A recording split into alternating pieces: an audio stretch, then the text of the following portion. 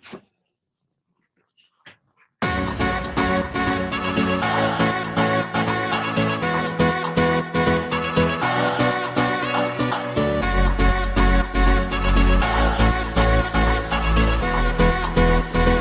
worst possible thing you could say when you walk into a car dealership. I spent 5 years with Mercedes-Benz, 5 with General Motors, and the worst thing a person could say when they walk in is, if you could just get me to this payment, we got a deal.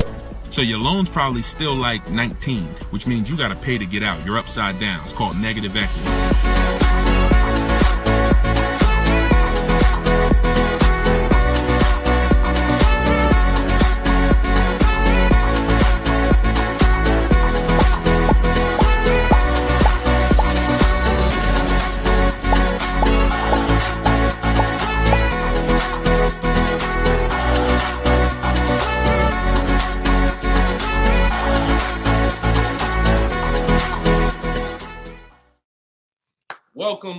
Welcome to episode 4 of Car Shopping Questions and Answers. We are live on 4 platforms: Instagram, YouTube, TikTok, and Facebook. Okay, we already got people asking questions on TikTok. As you come in, we do these shows at 12. Hold on, I want to give my camera time to focus because I'm doing a lot of moving. We do these live shows, it'll focus in 1 second, at 12 p.m. and 3 p.m. Eastern time. Hold on, I'm out of focus. There we go. 12 p.m. and 3 p.m. Eastern time. Now, we broadcast these shows throughout the day because a lot of people can't make the live broadcast. You want to tell your friends about it. If this is your first time with us, you've never been on a live with us before. Oh, wait, hold on. They're saying that hold on, can't hear. No sound. All right, hold on. Let's see. How about that? We're good on TikTok? Let me make sure we're good here on, give me a clear if we're clear on Facebook now. Give me a clear. We always got to do the housekeeping, y'all, and I need your help. Before we get busy, let me know audio is good. I see we're clear on TikTok. How are we on Instagram, on YouTube, on Facebook? All right, perfect. I see the thumbs up just came through. Okay, so this is episode 4.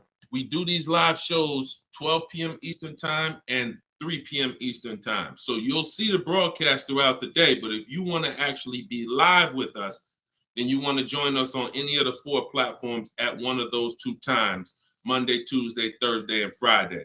So we are live. My name is Deshone the Auto Advisor. I am the author of the digital book, Cars from Home, 7 Steps to Saving Time, Money, and Avoiding Dealerships.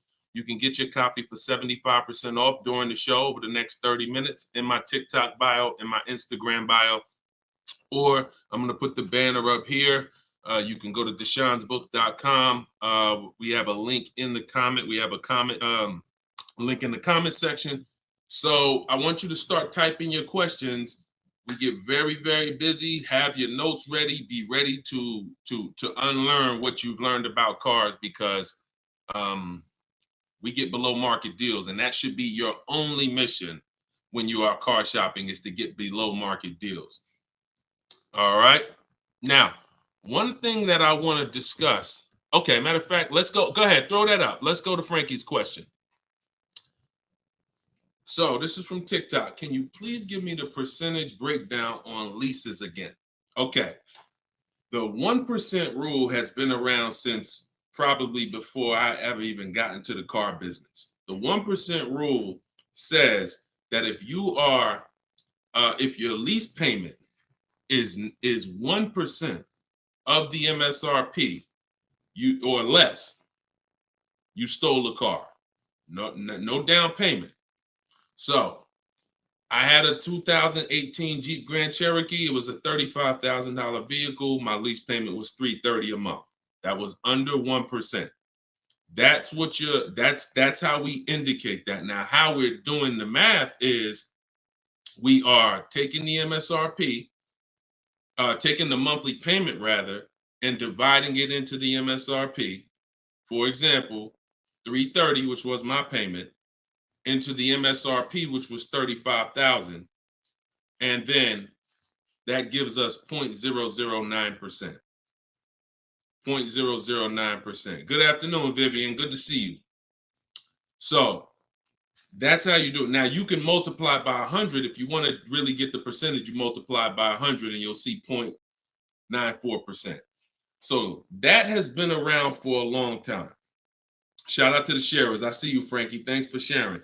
Please DM me too. I'm still waiting on ideas for what we could do for the people who share the broadcast. I mean it. We want to make sure we are rewarding people who share, tag, people who invite people to the broadcast. So DM me these ideas. Those are the only DMs I'm looking for because we get too many DMs to really respond to them. We get probably 50 to 100 a day. So we can't respond to all DMs, but those are the ones that I'm looking for. Okay, shout out to everybody who shares. Now, that's been around for a long time. That's how you know you stole the car. It's not even a question now that we still need to get offers because like this is Freener right here. This is why you never want to get excited about one offer unless it's the lowest bid. Here's why. Freener, she just got a, hold on, I'm putting it up here on the screen. She just got a 0.88% lease on a Jeep Grand Cherokee hybrid anniversary edition. $65,000, $65,950 was the MSRP. Her best bid was $579 a month.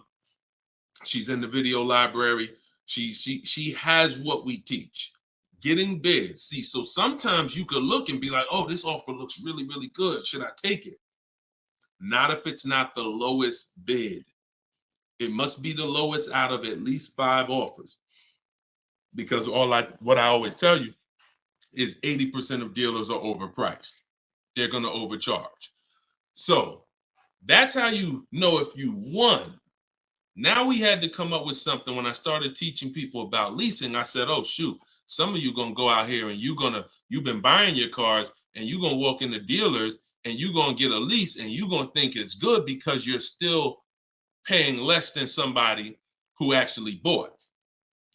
But we had to come up with something that was showing you when you were overpaying for a lease.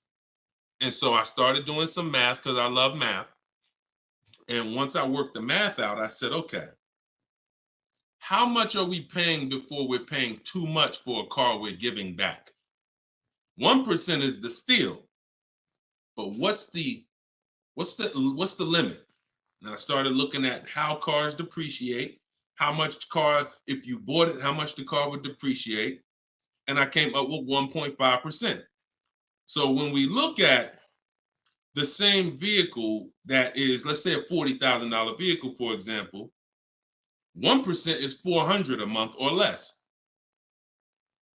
1.5% is $600 a month.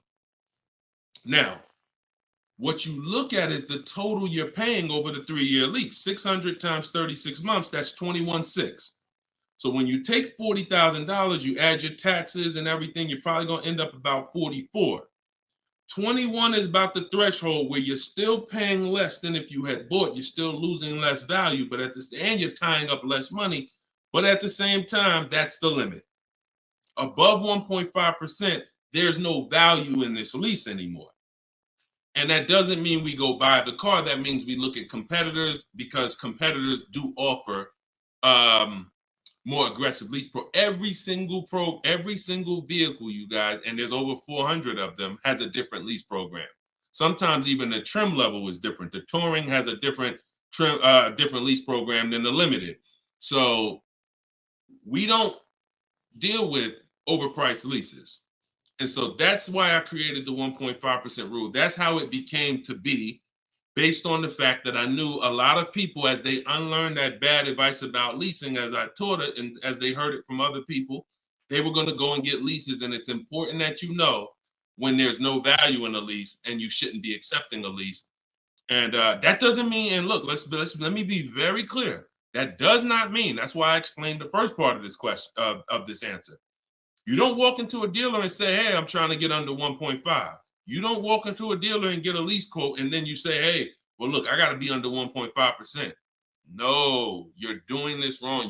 Again, my mindset and what I'm trying to get you to use is Cars from Home, where you should be. The only reason you should be in a dealership is to test drive cars. If you're buying new cars or leasing, test drive, you're in and out of there in 20 minutes. The next time you're back in a dealer is another 30 minutes to pick up your car if they don't deliver. That is the only reason. We never talk numbers in a dealership for a new car or a lease. Are we clear on that? These are rules where it's like, if you want to use what I teach, and I want you to use it so that you can get the results that Frina got, that Danielle got, that we've worked with over 8,000 people in the last since 2021. I want you getting those results. And in order to get them, you got to know what the boundaries are. Deshone says we never talk numbers in the dealership because you have no leverage there. Your leverage is at home, in control, communicating with multiple dealers, and where you can't get emotional. Okay? Clear? So that's the 1% rule, and that's the 1.5% rule, Frankie. Great question. Okay, shoot the next one in, Dolan. Great question. All right, this is Tony on Facebook. And remember, look, y'all, we are live right now. So some of you have seen the rebroadcast, and you're like, Deshone, okay, this is 3 p.m., 12 p.m., we're live. Okay, so this is the time to ask your questions. You're not watching the rebroadcast, and this is also the time to tag a friend and make sure they're here so they can get their questions answered. Shout out to the sharers. And could y'all keep tapping the screen on TikTok and running those likes up? This gets TikTok's attention and gets more people over here because we got to do this together. All right, Tony from Facebook says, hi, my lease is up in a month. I wrote to get 3 quotes from dealers. I only got 1. That's normal. The other 2 are taking their time. That's normal. I have a third-party restriction. Should I wait for the other 2 quotes or just run with the 1 quote? I never run with a 1 quote, and I get 5 quotes. So you're mentioning 3. I never mentioned 3. 80%, again, a lot of what we're talking about, y'all, is math. I'm unfortunate where I have the data. I got probably 5,000-6,000 people who have my book. We probably got close to 2,000 people in the Cars from Home library in my coaching program. That's a lot of data to prove that it's 80% that are overpriced. That's 4 out of 5. So the reason why we must get 5 quotes is because 4 are overpriced. So 3, not enough. Now, if you're doing this manually, this is still easier than you walking into a dealer doing it by phone. But at the same time, I do online. I go to their website. We are connecting with dealers through their website.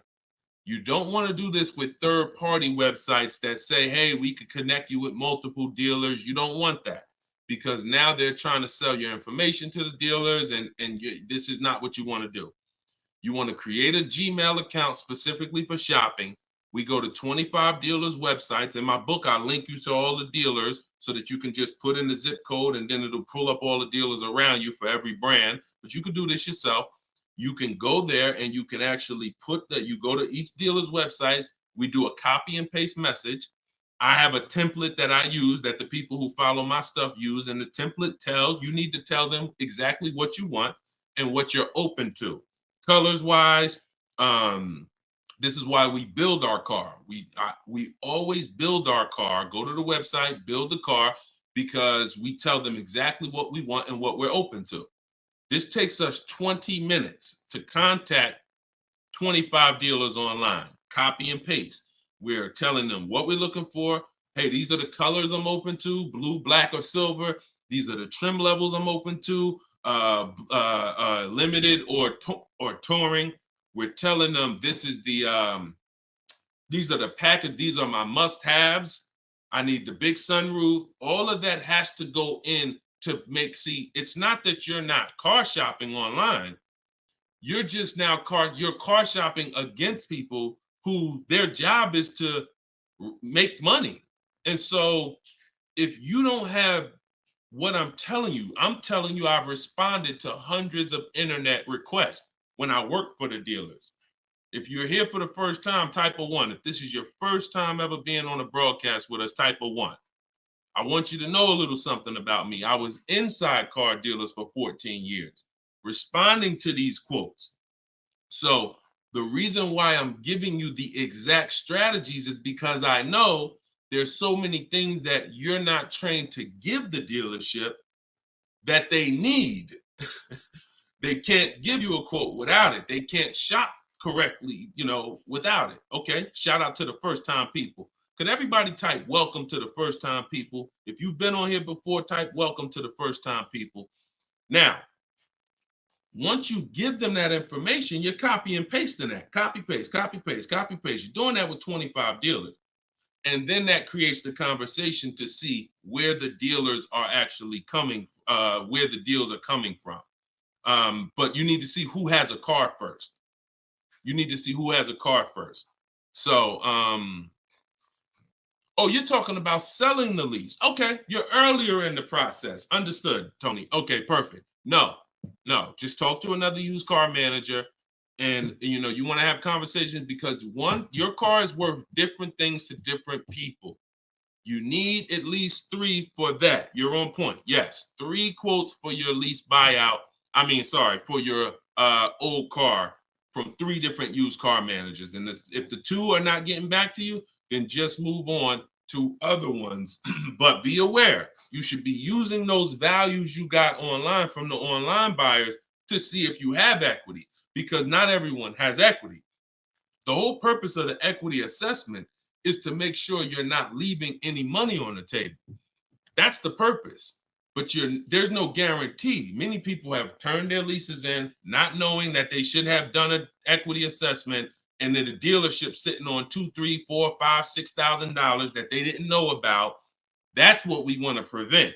So if you do those offers and you see you have $3,000, $4,000 in equity, now that's when you bring it here. If you do those offers and you're at a break even or $1,000, then that's not always worth it, because those used car managers are not going to match the highest offer. So be aware of that. But if you have equity there, then yeah, 3 used car managers, that's how you make a move. Okay? Fight for your money. This is your money. If you end up making $1,500 out the deal even, and it took you 2 hours, where do you make $750 an hour at? $750 an hour. So this is your money. And if you don't fight for your money, someone else will definitely cash the check. All right? Tyler said, send the next one in. Tyler said, F&I director here in Houston of 2 large stores. Your content is great. I appreciate you, Tyler. This is the 20% right here. See, the 20% can always admit when we're doing something to help the market. The 80% will come on here and be like, oh man, this guy couldn't make it in the car business. Now he's teaching. All right, go ahead. Shoot the next one up, Dolan. This one's from Facebook. What's up, John? Instagram, y'all not typing enough questions. And Instagram, just so you know, the easiest platform to share on is Instagram, because you hit that little arrow, it looks like a paper plane, and it'll let you go down your Instagram friend list and send this broadcast out to probably 10, 15, 20 people. Okay? Don't cheat your friends. All right? Shout out to the sharers. John from Facebook says, is it hard to purchase with a charge-off on credit 3 years old? So everyone who has credit issues should be following Shonda Martin. She's on all the platforms, Road to 750 plus. And you should be working on getting your credit to the point where you can qualify for the best programs. And you don't need an 800 credit score to qualify for the best programs. You usually need close to 680, 690 will usually qualify you for most tier 1 leases. Now there are some cars that have super tier where you tier A1 plus, but that's not most leases. That's not your standard everyday cars that most of us are leasing or buying.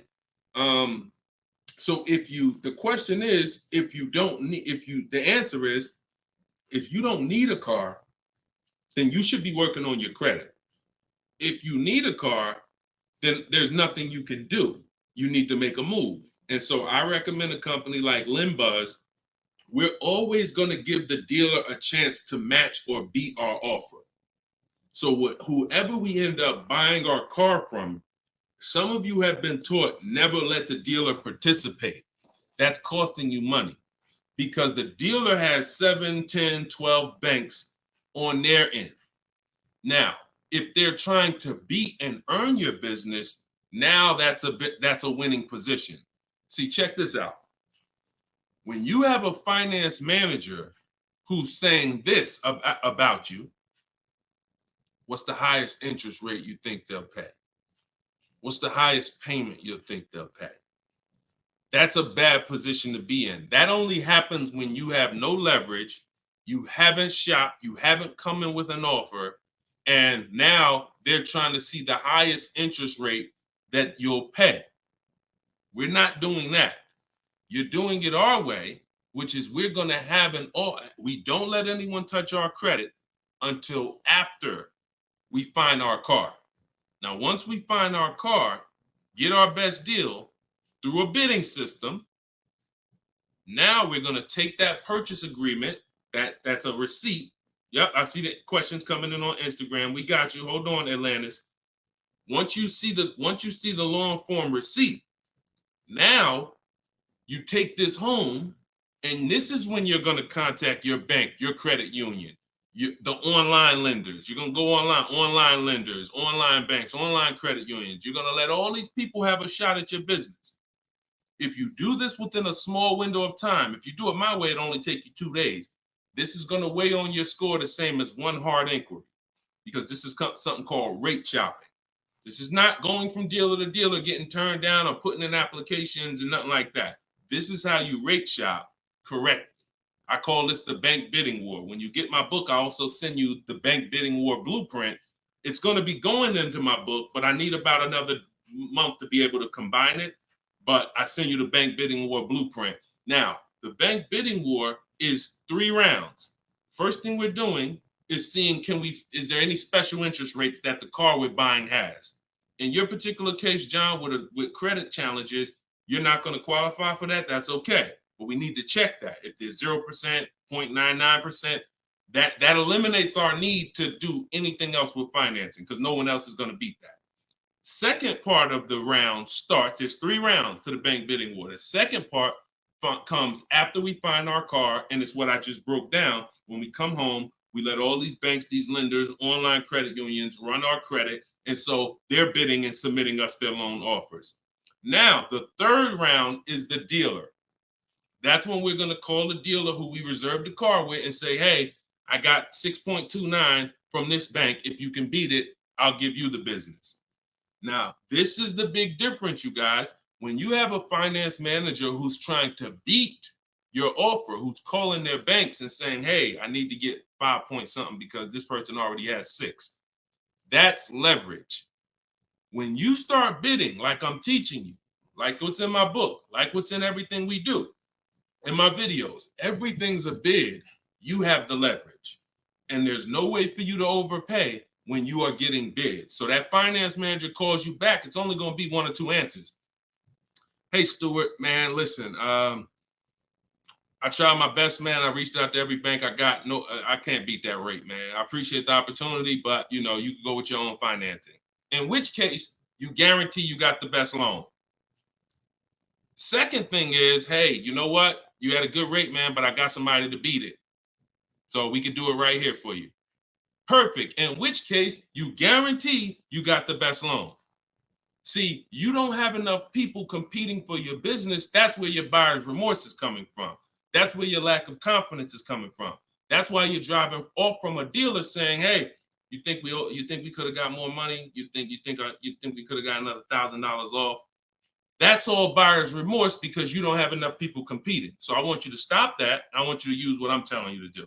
All of this is in my book for those of you who like Deshone. I don't even want to remember all of this. It's all in my book, Cars from Home, 7 Steps to Saving Time, Money, and Avoiding Dealerships.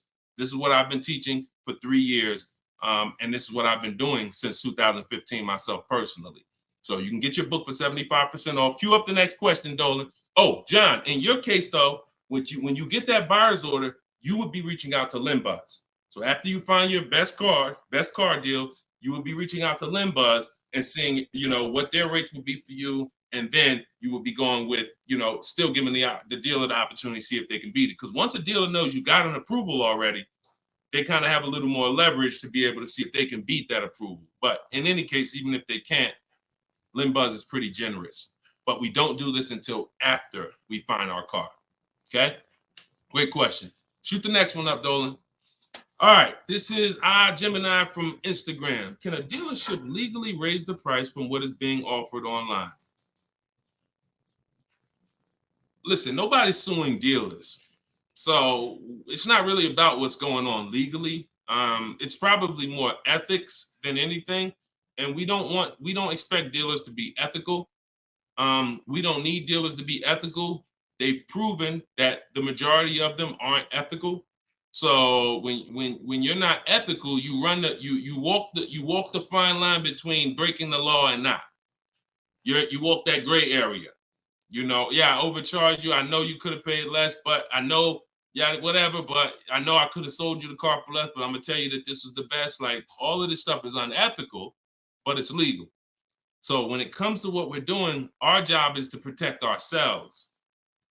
And you can't go into a car dealership expecting them to protect you. You can't go into any business transaction expecting the person you're negotiating against or the person who's selling you a product to protect you. That's why we exist, because there's no one out there. If it hadn't been done, you'd been good. If there were, even if the I think it's the Federal Trade Commission or whoever regulates businesses were stepping in to protect the public, then we wouldn't have a need for what we do. But that doesn't exist. So it's on you. It's buyer beware. It's you protect yourself. And so I provide the tools for everyone who wants to take action to protect themselves. All right? But no, we don't expect dealers to do anything other than what they've been doing. Go ahead, shoot the next question up. Let's roll.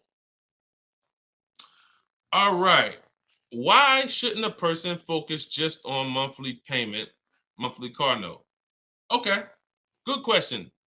Hold on. Let me make sure I can see Instagram. All right, so this one's from Instagram. Promise Tammy said, why shouldn't a person focus on just the monthly car note amount?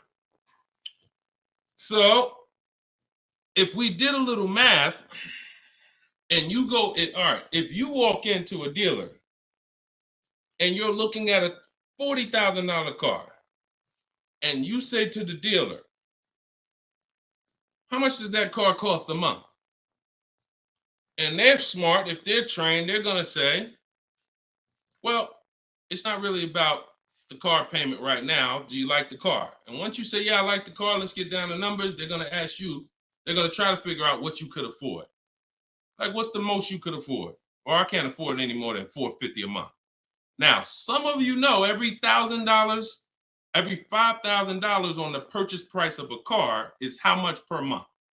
Some of you know. I know we got a lot of new people on here, but for those of you who've been tapped in with us, how much is every $5,000 on a car loan? So, and the reason why I give you guys this parameter is so when you look at that $40,000 car, thank you, Frankie, got it.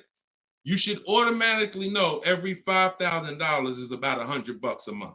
Yep, you got it, Michael. All right, I see you. We got people tapping on every platform. Good job, Carmelo. So the reason why, see, those of you who focus on just the car payment, you are some of the people who the 80% of dealers are going to manipulate the most and make the most money on. Because when you come in, if you don't realize that $40,000 car is in no way close to $450 a month, now you have someone who's going to try to manipulate the loan to make that car $450 a month somehow.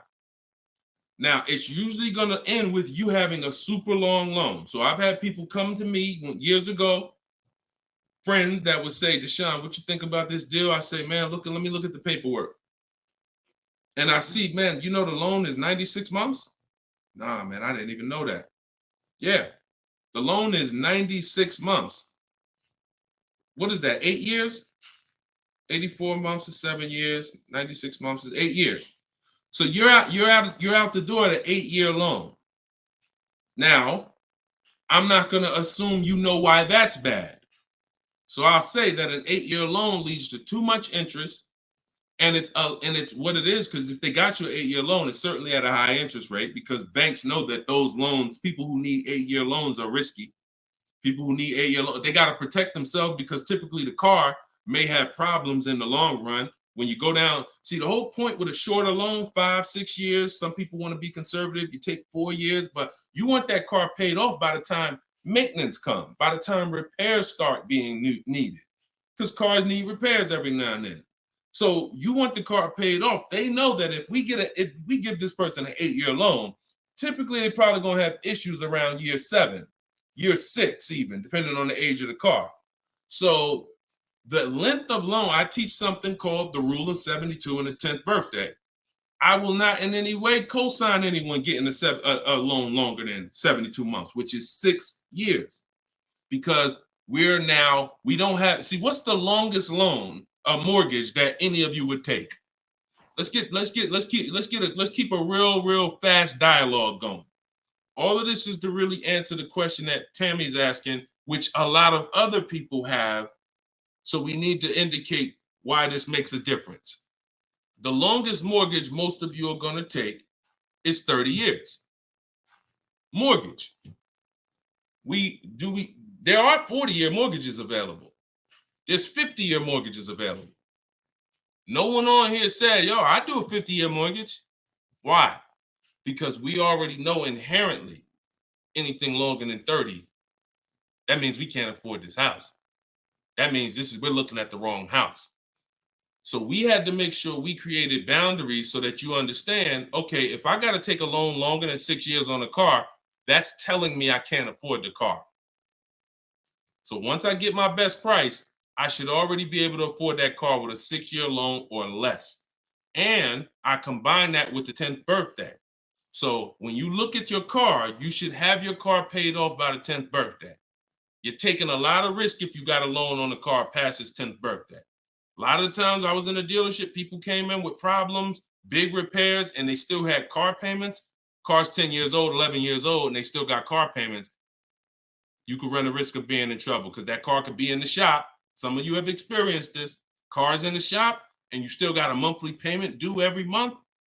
Now, this is disaster, and that's what we're trying to prevent. That's why we don't focus on the monthly payment. When we're purchasing a car, we are only focused on the price of the car. We need to, before we even think about monthly payment, how about this? We need to make sure we're getting the car for the lowest price possible. Because some people go in and like, hey, the car's 40 grand. Well, what if another dealer will sell it to me for 35? Once I get the lowest price, then I'm concerned with what my monthly payment is going to be. So there's steps to this. But yeah, don't focus on monthly payment, and just stay committed to what we're teaching, and you'll learn, and you'll see why, even more information of why that's bad. But we want you to understand the numbers, okay? Typically, you focus on monthly payments, you don't quite understand the numbers, but you will. All right, this one's from TikTok. Can you give us some tips about co-signing? Ooh, I have a very, very, very strict rule when it comes to co-signing. Now, some people, you're not going to like this. Some people will tell you this is bad advice. It's just my opinion. I've seen tons of horror stories. I've seen people walk into the dealership. I've seen young people who will co-sign, who will use up people's credit, co-signing, and just burn them, because no one cares about, if you don't care about your own credit, you certainly don't care about someone else's in a lot of cases. So, but I do have some rules, because sometimes it's going to make sense. When you can pay, if a person does not pay, then you're good. Example, my daughter, we're going to get her a car. I'll co-sign only if I can pay the note if she doesn't pay. So let's say she's working, she's paying X amount per month. I'm co-signing, but if for example, she loses her job, anything happens, I can pay if she doesn't pay. That could be for the spouse. If they don't pay, I will pay it. As long as that's the rule, then you're protecting yourself, because where you get in trouble at is if you can't pay, if they don't pay. He told me he was going to pay it. He's missed 2 payments. Your credit doesn't get, no, they don't care. So you got to be willing to say that. This has to be a person that I'm willing to pay if they don't pay. That means I got to have that type of relationship with them. Or if I can't pay if they don't pay, I'm not co-signing, because I cannot depend on things that will go wrong. Life will happen. And then I'm sitting out here and my credit was 700, 750, 800. Now it's 620 because they missed 3 payments and I'm struggling to get this car back from them. Okay? Those are my hard rules on co-signing. I don't deviate from them. And those are typically rules that if you follow them, you're going to be safe. Okay? All right. Shoot the next question up, Dolan. Diana said, my brother asked me to co-sign. I told him, hell no. Listen, that's it. Listen, people will ask you to co-sign quick as, listen, people will ask you to co-sign like they just asking to borrow sugar. Hey man, can you co-sign this loan for me? No, listen. It takes a while to build up great credit, and it takes seconds to destroy it. Nicole from Facebook said, are you able to negotiate third-party restrictions in a new lease? So these are two separate things. The third-party restriction is the selling of the old car, not the new lease. We're not mixing these two. So we're going to, the people who work with me, you're selling your old car independent of the new deal. The new lease is its own transaction. We split everything we do into separate transactions.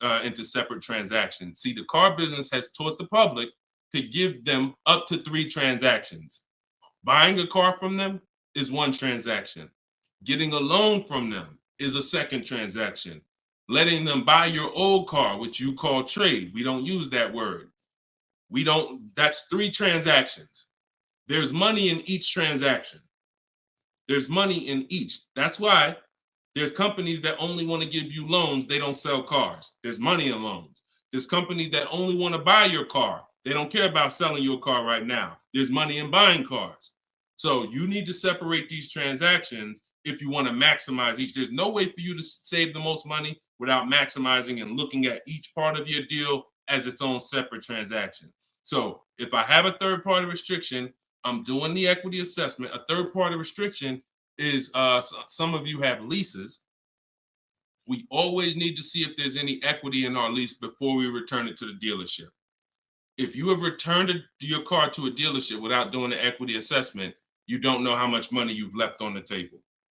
Because if there's $2,000 or $3,000 of equity in your car, the dealer's keeping that, and that's their money. So, or the bank's keeping it when they sell it, that's their money. It's probably the dealer will find a way to buy it, and it's their money. So when we look at an equity assessment, we're going to do it at all times. Now, there's no guarantee we have equity, but we want to guarantee we're not leaving equity on the table. And so a third-party restriction doesn't mean you can't sell a lease. Who didn't know you could sell a lease? Type a question mark. If that's new to you, this is your first time hearing this, you've been leasing, and you're like, Deshone, I never heard about selling leases. I had no idea this was a thing. Type a question mark if this is your first time hearing that you could sell a lease. Okay. Fish Guy Rodney. Okay. See, so more information is coming out. Okay. Fairy Godmother. Okay. Emil. Okay, I'm sorry. I just tore your name up. Sorry. So as you change Shamir on Instagram. So when we look at this, we got to see that the things that we don't know cost us money. So now it's like, once they saw people, because we helped out probably thousands of people in the pandemic sell their leases, used car values, resale values were crazy. So we had people making $5,000, $10,000, $12,000 selling their leases. I sold my Jeep Grand Cherokee lease. I made $8,900 after I drove it for 42 months because I extended the lease and then I sold it. My mother, she drove her car. She made $10,200. Now those numbers don't exist anymore because values have come back down. But there's still people who are going to make 3, going to make 2, going to make 4, depending on your car. Now, every car doesn't have equity.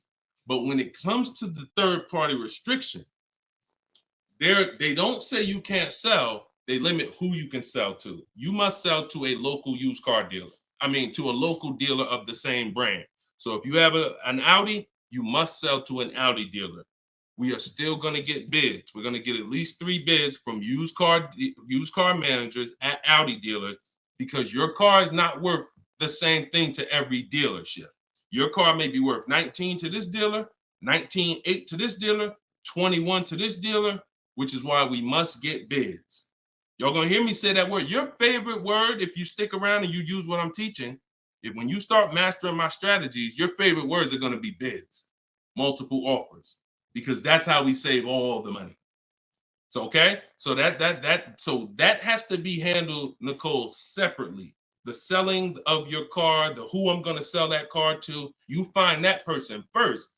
Then you go shop for your replacement car. And then once you go sign that deal, you sell the car, you do it the same day, and you maximize both transactions. Okay? And all of this, guys, shouldn't take you any more than 90 minutes. This is not something that's going to take you hours. See, my whole thing is to show you how to get great deals in 60, 90 minutes from home.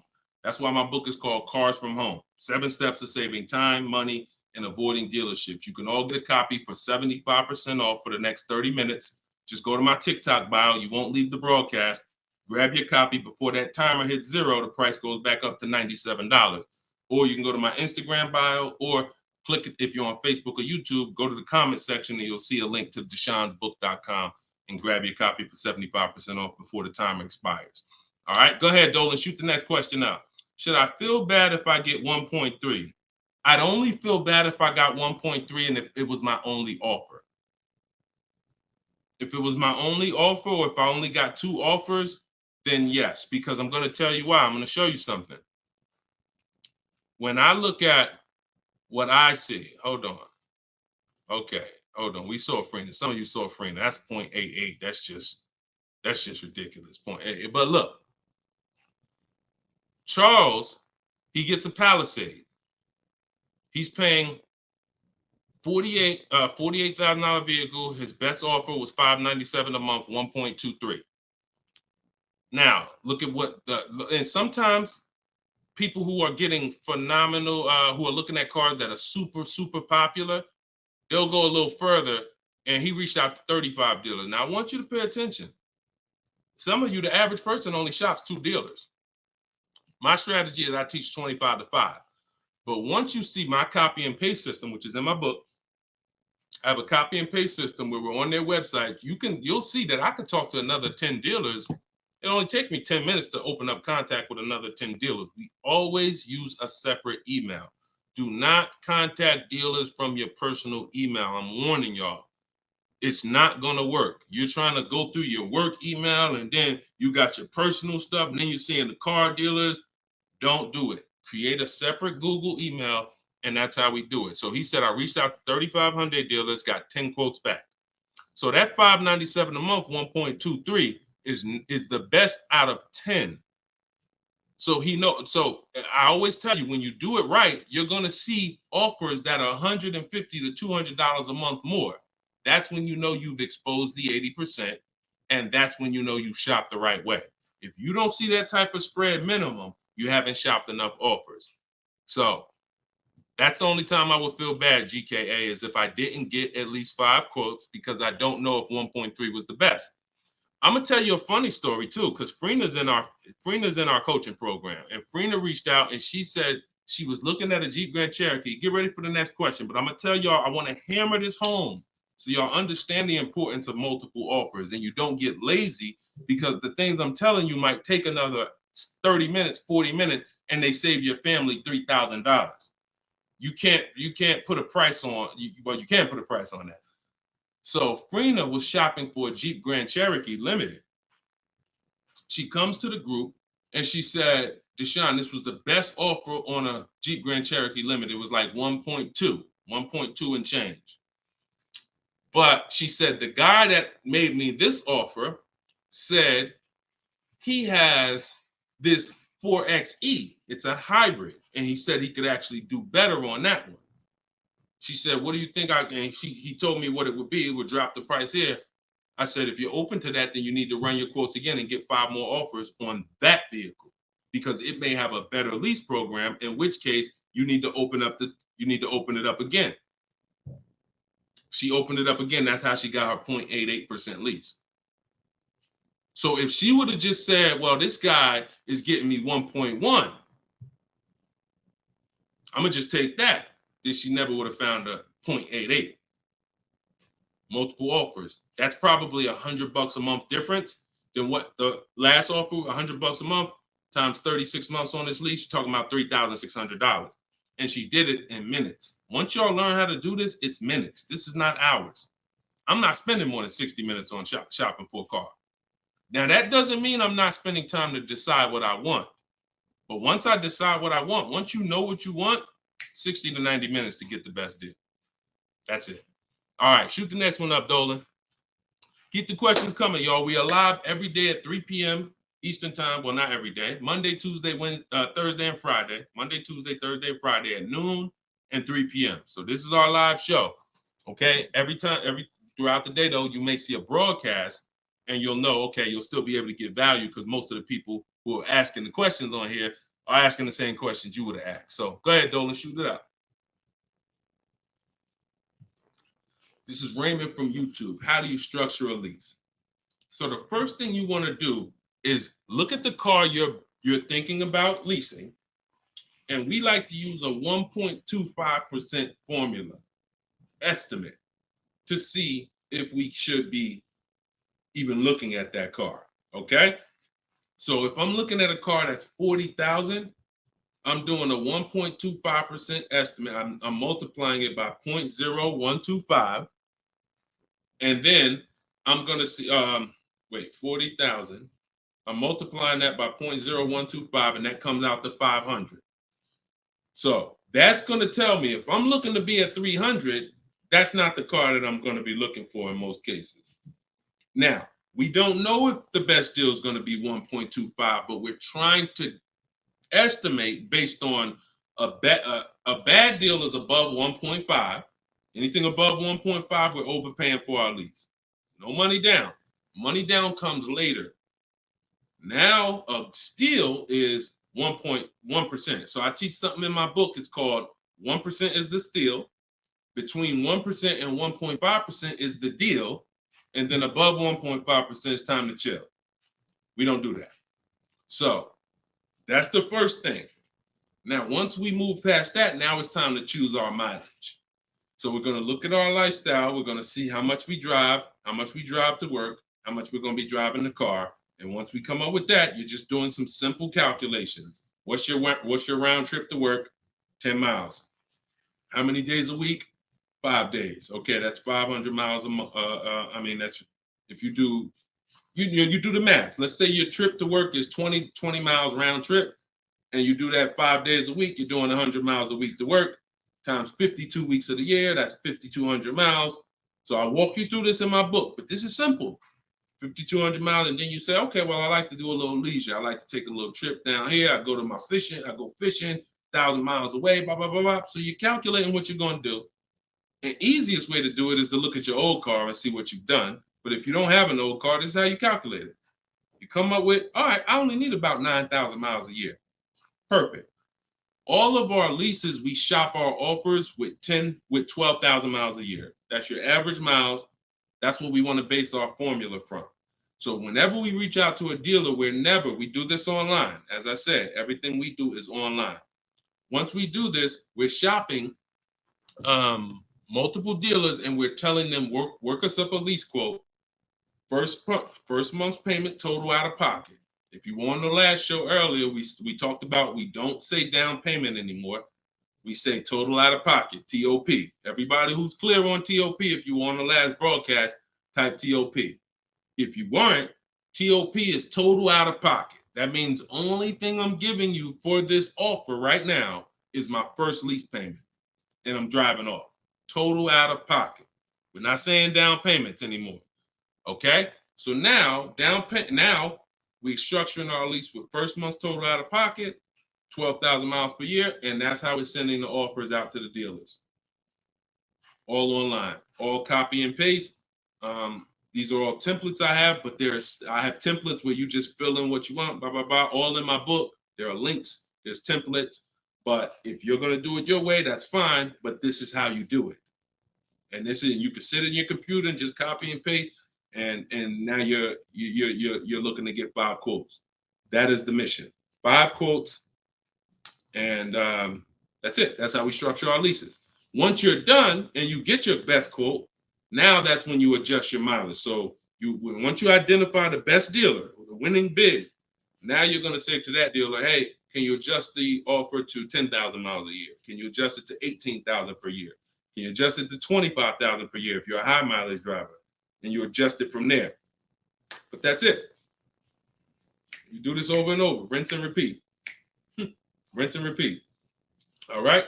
Great question. Shoot the next one in, Dolan. All right. Shout out to the sharers. Thank you, Liba. I see you. Thank you so much. This one's from Preston on YouTube. What is the best way to finance a car out of state? It's no difference. It's really no difference. We're going to find the car. We're going to get the buyer's order. We're going to have them. Now, the thing about a used car, if it's a used car, we got to test drive the car. So what you may want to do is, if you're picking up a car out of state, you may want to go there, lock up the car, grab a cheap hotel for the night, stay there, because you don't want to eliminate the bidding process. The bidding process is your bank, your credit union, online banks bidding, and then dealers bidding. The dealer who you get the car from, they're bidding against that. Some of you don't really understand how much money is in finance. On a $40,000 loan, 2 points on an interest rate could literally be $2,500. So we got to understand there's a lot of money in loans. So if I'm driving to pick up a car out of state, what I'm typically going to do is go test drive that car. If I like it, I'm locking it up with a deposit. I'm taking that buyer's order. I'm gonna go back, depending on how far it is. If it's 3 hours away, I'm probably not gonna drive home and then come back. Depends on you. I'll probably just post up in a hotel. Go do my financing online. Let all these banks and credit unions run my credit so I can get their offers, and then I would call the dealership the next day and say, hey, this was my best offer. If you could beat it, I'll just come get it from you. And that's it. I'll spend $50, $60, $100 on a hotel to save $3,000, $2,000 on interest, on my interest rate. But everything else is the same.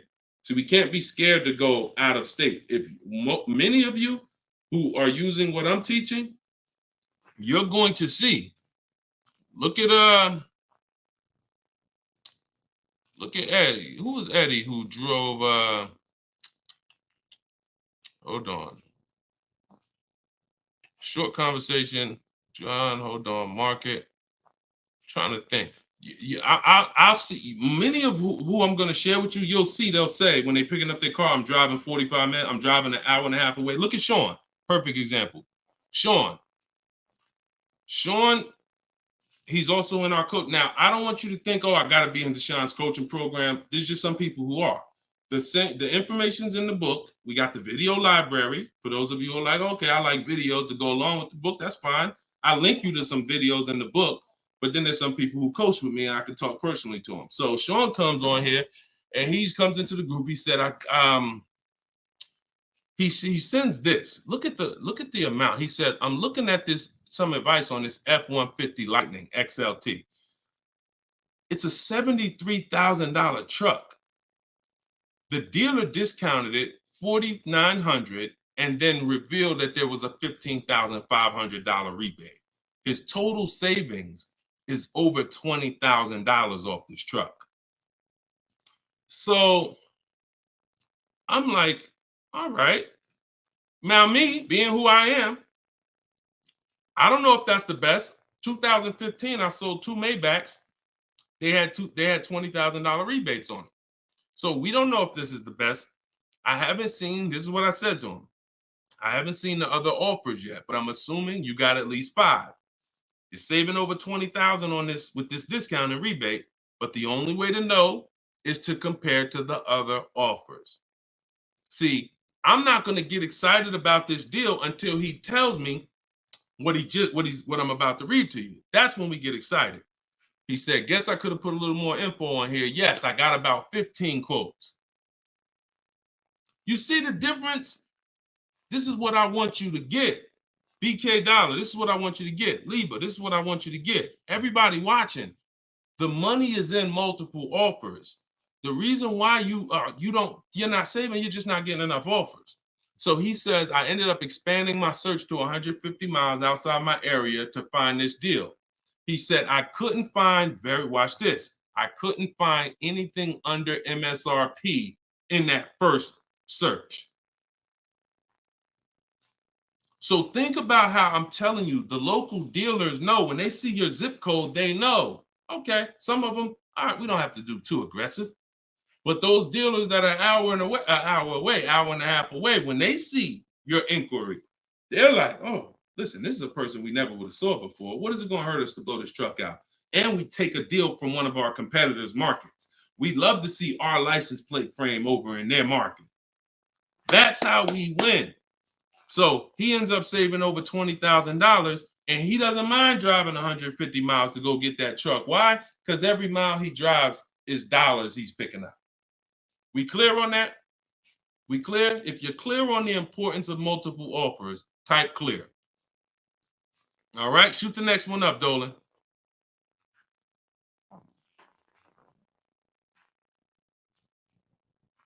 Okay, this one's from Instagram. Atlanta's Black Gabriel, or Gabrielle. I think it's Gabriel, my fault. So, in the market for a new Chevy or used Chevy Malibu, what's the best route, leasing or financing? How many years are you keeping the car? If the answer is 8, then you should be buying. If it's at least 8, see, I teach something. My book is called Cars from Home, 7 Steps to Save Time, Money, and Avoid Dealerships. Everything I do, when you go, the video library that we have, your best deal in 7 days, 7 steps. These are not going to change. The first step is the foundation to your deal. The first step is the foundation to your deal, which is lease or buy.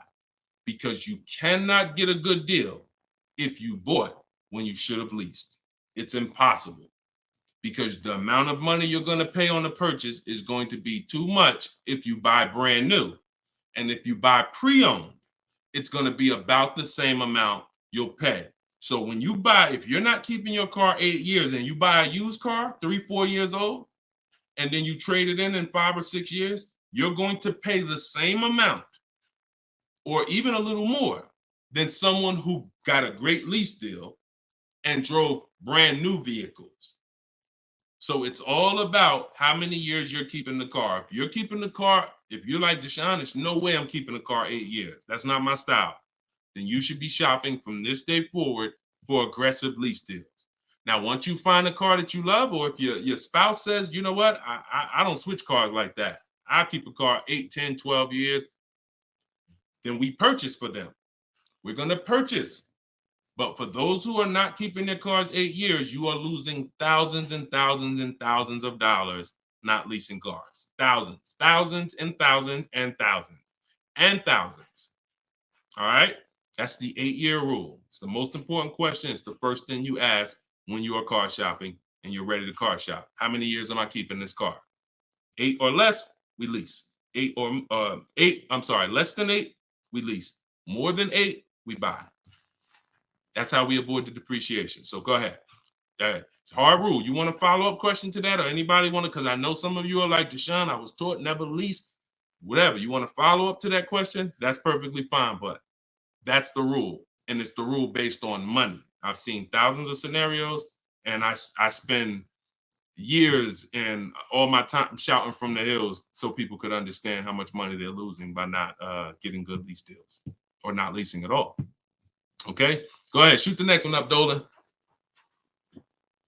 Okay, this one's from TikTok. All right, Peyton. Do dealerships finance used cars too? Yeah, sure. Absolutely. But we don't finance, dealers are our last offer for financing, never our first. So what you should do is you should go watch the replay from earlier, episode 3. This is episode 4 of Car Shopping Questions and Answers. We do these lives Monday, Tuesday, Thursday, and Friday 12 p.m. Eastern time and 3 p.m. Eastern time. For those of you who are like, because I want you to be able to tell your friends. Today, some of you are going to run into people who are car shopping. You need to be telling them, hey, you got to check this guy, Deshone the Auto Advisor. He does this show, live show, 12 o'clock, 3 o'clock, Monday, Tuesday, Thursday, and Friday. But you want to watch episode 3 where we went into detail about how we don't find it. In fact, earlier, I think we talked about it early on this episode. Your financing should be independent from the dealer. The dealer should be your last offer for financing. Because what you're asking for, that's 2 transactions. You're giving them 2 transactions of business. You're giving them the purchase of a car, and then you're giving them the selling you of your loan. So what we do is we separate these transactions and we get bids for each. So the only way I'm dealing with a dealer, the only way you're going to be dealing with a dealer is if they've won the bid, which means if I'm looking for a used car, you won the bid out of all the used cars. Like, all right, give you an example. This is Vincent. Vincent got a 3-year-old Lincoln Corsair, premium trim level, under 45,000 miles, clean Carfax, inspection, all from the comfort of home. I'm reading what he put in our group. He was targeting to find a discount of 30 to 35% from the MSRP. This is something that no one is teaching you guys about what you need when you're purchasing a used car. If you're going to be purchasing a used car in the future, or your next car, or if you bought a used car in the past, type the letter U. Type the letter U. If you're going to be purchasing a used car, or if you have purchased a used car in the past, I'm about to give you something that you have never heard before, but it is no way for you to know you got a great deal until you start talking the way Brandon talks here. You notice he said 30, he was targeting to find something 30 to 35% from the MSRP. In order for us to know, I see you, Shelby. I see you, Emma. I see you, Katarina. I see you, Raymond. Okay, perfect. Atlanta's Black Gay. All right, a lot of people. Okay, so when you are shopping for a used car, let me tell you a story, give you an example, all right? So I was shopping for my pre-owned Infiniti truck 3 months, a little over a year ago. I narrowed it down to 3. Now, I narrowed it down based on title history, service records, accident history. We talked about this in the last episode, episode 4. Title history, service record, episode 3 rather. You can see it on YouTube. And if you're on YouTube, please make sure you subscribe and please hit the like button. It matters because that shows the algorithm that we talking business over here, that more people need to be here. So when I narrowed this down now I get to, like, I think I narrowed it down to my top 4. They were all white. They're all within 30, they're all within $1,500 of each other. Now, here's the problem. This is where it gets complex for you. Because I'm looking at one that they're asking 30,000 and change, one they're asking 31,000, one they're asking 31,800. You know, they're all within $1,500, $2,000 of each other. Similar miles. On the outside, they all look similar. Without knowing, I created something called the true value percentage. What is the true value percentage? It's not what the website says is a good deal. It's the percentage off of what the vehicle was when it was brand new. So I pulled the window sticker for each of these vehicles. I pulled the window sticker, and what do I see? Now I teach you how to do this in my book. I teach you this entire process, but I'm walking you through it. Exactly. I pull the window sticker. You can get it from Carfax, depending on if Carfax has a deal with that manufacturer. Carfax has window stickers. Now, what do I see? One car is 46,000 when it was brand new. Now they're asking 31 and change. Okay. One car is 48 when it was brand new. They're asking 31 and change. One car was 52 and one car was 54.5. That's the one I got. So you see how in one instance we were confused. You would be confused. You sitting here like, yeah, Deshone, that's hard because they all look the same. They all similar price. How do we know? Once we find out the original MSRP, not only do we find out what the original equipment is that's in the vehicle, which is helpful. I wanted to know this is an edition 30, got all these special features. That's helpful to know too. But more important than that even is to know that that car was a $54,500 car that they were asking $31,800 for, which means I got a 42% discount. That is something we created called the true value percentage. And that's how we make sure we choose the right used car when we're ready to pick the final one. This is what we do here, y'all. If you this is why, like, this is why we've been blessed, because God knows we're giving you the information you need to win with. So all of this is in my new book, Cars from Home, 7 Steps to Saving Time, Money, and Avoiding Dealerships. If you want it all in one place, you can watch the show. You can watch my free social media videos. I got hundreds of them. Or you can say, Deshone, I'm going to get this it's 75% off in my TikTok bio. It's normally $97, but you can get yours for 75% off. And you can get it in my Instagram bio, or if you're on Facebook or YouTube, click the comment section and click that button that says Deshone's book and get you 75% off for 30 minutes. After 30 minutes, price goes back to $97. So, all right, but that's the true value percentage. And that these are the things that we never buy a used car ever without looking at the true value percentage. So when you saw what he said when he bought that Lincoln, as he was targeting to get something 30 to 35% off MSRP, and he ended up getting one for 43%. So that's what you need to know. Go ahead, shoot the next one up, Dolan. Great questions today. All right, Raymond on YouTube. Does it make sense to buy an existing lease? So when you're buying a lease, all you're doing is buying a used car. That's how you got to look at it. It's a used car. It's just, it may be your car. If you're buying your lease out, it's a very different. See, what I see most times is people want to buy their lease because they don't know how to shop. Because there's deals out here. We've been making deals since the pandemic. I started our video library. We started that in 2021, November. Middle of the pandemic, when people were paying ridiculous prices over with some the 80%. They were cashing the biggest check they've ever cashed in their lives. Like in their lives, they were like, and we were getting deals all since then. Felicia came in. She was our first person in our program who got a BMW. She saved $1,950 January 2022. And so we when you get bids, you reveal. That's why we don't pay attention to nothing out there. I don't care what anyone says, what any dealer says does not matter to me. That does not matter, because I know that if we got deals all through the pandemic, oh, forget it. That's why this market, we're killing it even more.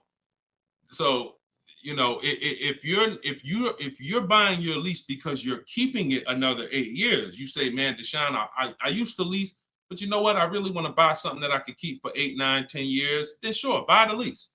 But if you're not doing that, then you're moving from a lease mindset, which is I'm driving great cars, brand new cars, always under warranty in most cases, latest and greatest features, low payments, pennies on a dollar compared to people buying. That's a whole value system. That's mindset right there. These are the people who are shopping for a lease. These are the benefits of leasing. And then you're moving and saying, all right, I'm going to buy a used car now. Very different, very different. So you got to be, you have to have had a change in mindset and goals to buy your lease and buy a used car. And it's what I see most times is people just don't know how to shop. When you use what I'm teaching you to shop, get 5 offers, you're going to see there's deals everywhere. Everywhere. Go ahead. Shoot the next one up, Dolan.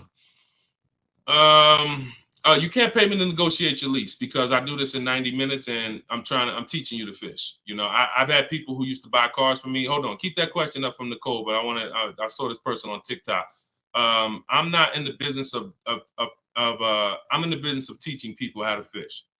So, you know, because what happens is you're building a trust in something. Like if you're not willing to learn what it takes to do this in 90 minutes from home, like I'm teaching you, then you are the same type of person. That same mindset will lead you to go into dealers because you're just lazy and scared. Now, I'm not saying that's you. I'm warning you to not let that be you. I'm warning you you can't pay me enough. I'm not in that business. I'm in the business of helping people all around the country. It don't matter what you pay. Of course I don't think you would ever, You even asked me to work for free. I'm telling you though, that's not the business I'm in, because we can help thousands of people all around the country.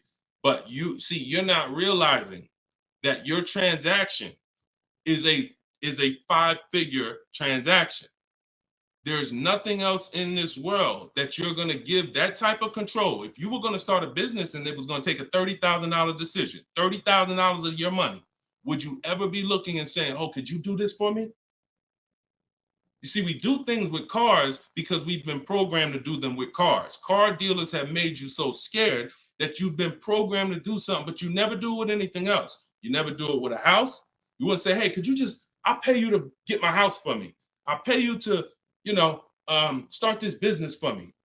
No, it's only cars. So when you realize that this stuff is easy, that old way of going into dealers and going back and forth, see, you're thinking of the old way. You're thinking, oh, I need somebody to tag along with me. Yeah, I got Deshone sitting over there next to me. I wouldn't be there because I'm at home. Where you see me at, where you see me at is exactly where I got my Infinity truck. I just told you about the deal. Where you see me at is exactly where I get my cars from. I sit right here, and all the people who got my Cars from Home book, who are in the Cars from Home video library, they're all right here. Some of them in the airport buying cars. Some of them at their desk at work making deals on cars. Nobody who's learning from me is in a dealership making deals on cars. So that's the old way. And if you think that you got to unlearn that or you can't win with me, you got to scrap that. I know it's painful. I know it sucks. I know it makes you feel like you're a loser. But that's why I'm telling you, scrap that joint and do it my way. And when you do it my way, you're going to be like, oh, shoot, man, how the heck wasn't I shopping like this years ago? All right. So now Nicole on Facebook. Do you shop or negotiate differently for a car that is low in inventory or shortage? No. Now, the only difference is, let's say, and this is the reason why we connect with 25 dealers. See, in my book, I said we use the 25 to 5. We got to connect with 25 dealers. This takes us 20 minutes because we're using a copy and paste system. So if you're going to all of these Chevrolet websites and copy and pasting in their contact box, copy and paste, copy and paste, copy and paste. Now, what you're doing is you're shopping out of all those dealers' inventories. So if you only do this with 4 dealers, then you only see one dealer who has a car. And they're like, oh, well, we it doesn't seem like it's a lot of these cars out here. That's why we're connecting with 25. You saw Sean, he connected with 35. And so when we connect with these dealers, we're not just doing it to get bids. That's one reason. But we also know out of all these 25 dealers, probably 10 of them have a car that matches what I would want. And then I'm going to give 5 to 7 offers. So now let's just say we're at a mid period where the 2024s are sold out and the 2025 hasn't come in yet.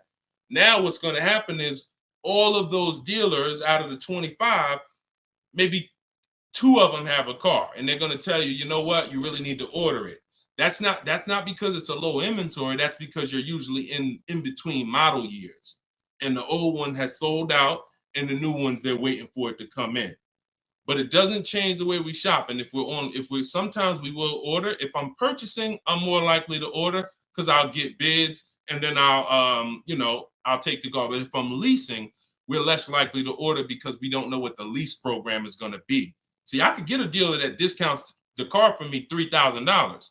We had a person in our group, and they were getting a new BMW X4, the X4M, like the performance edition. We had a dealer, their best bid, the dealer was taking off $3,000 off MSRP.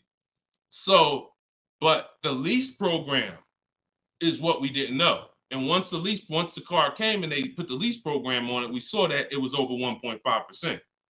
So even at that discount, wow, we saved $3,000. Now, if she was purchasing it, that's a win. $3,000 off, beat everybody else. So I don't mind ordering if I'm purchasing. But on a lease, I'm less likely to order because I don't know what the lease program is going to be until the car gets here.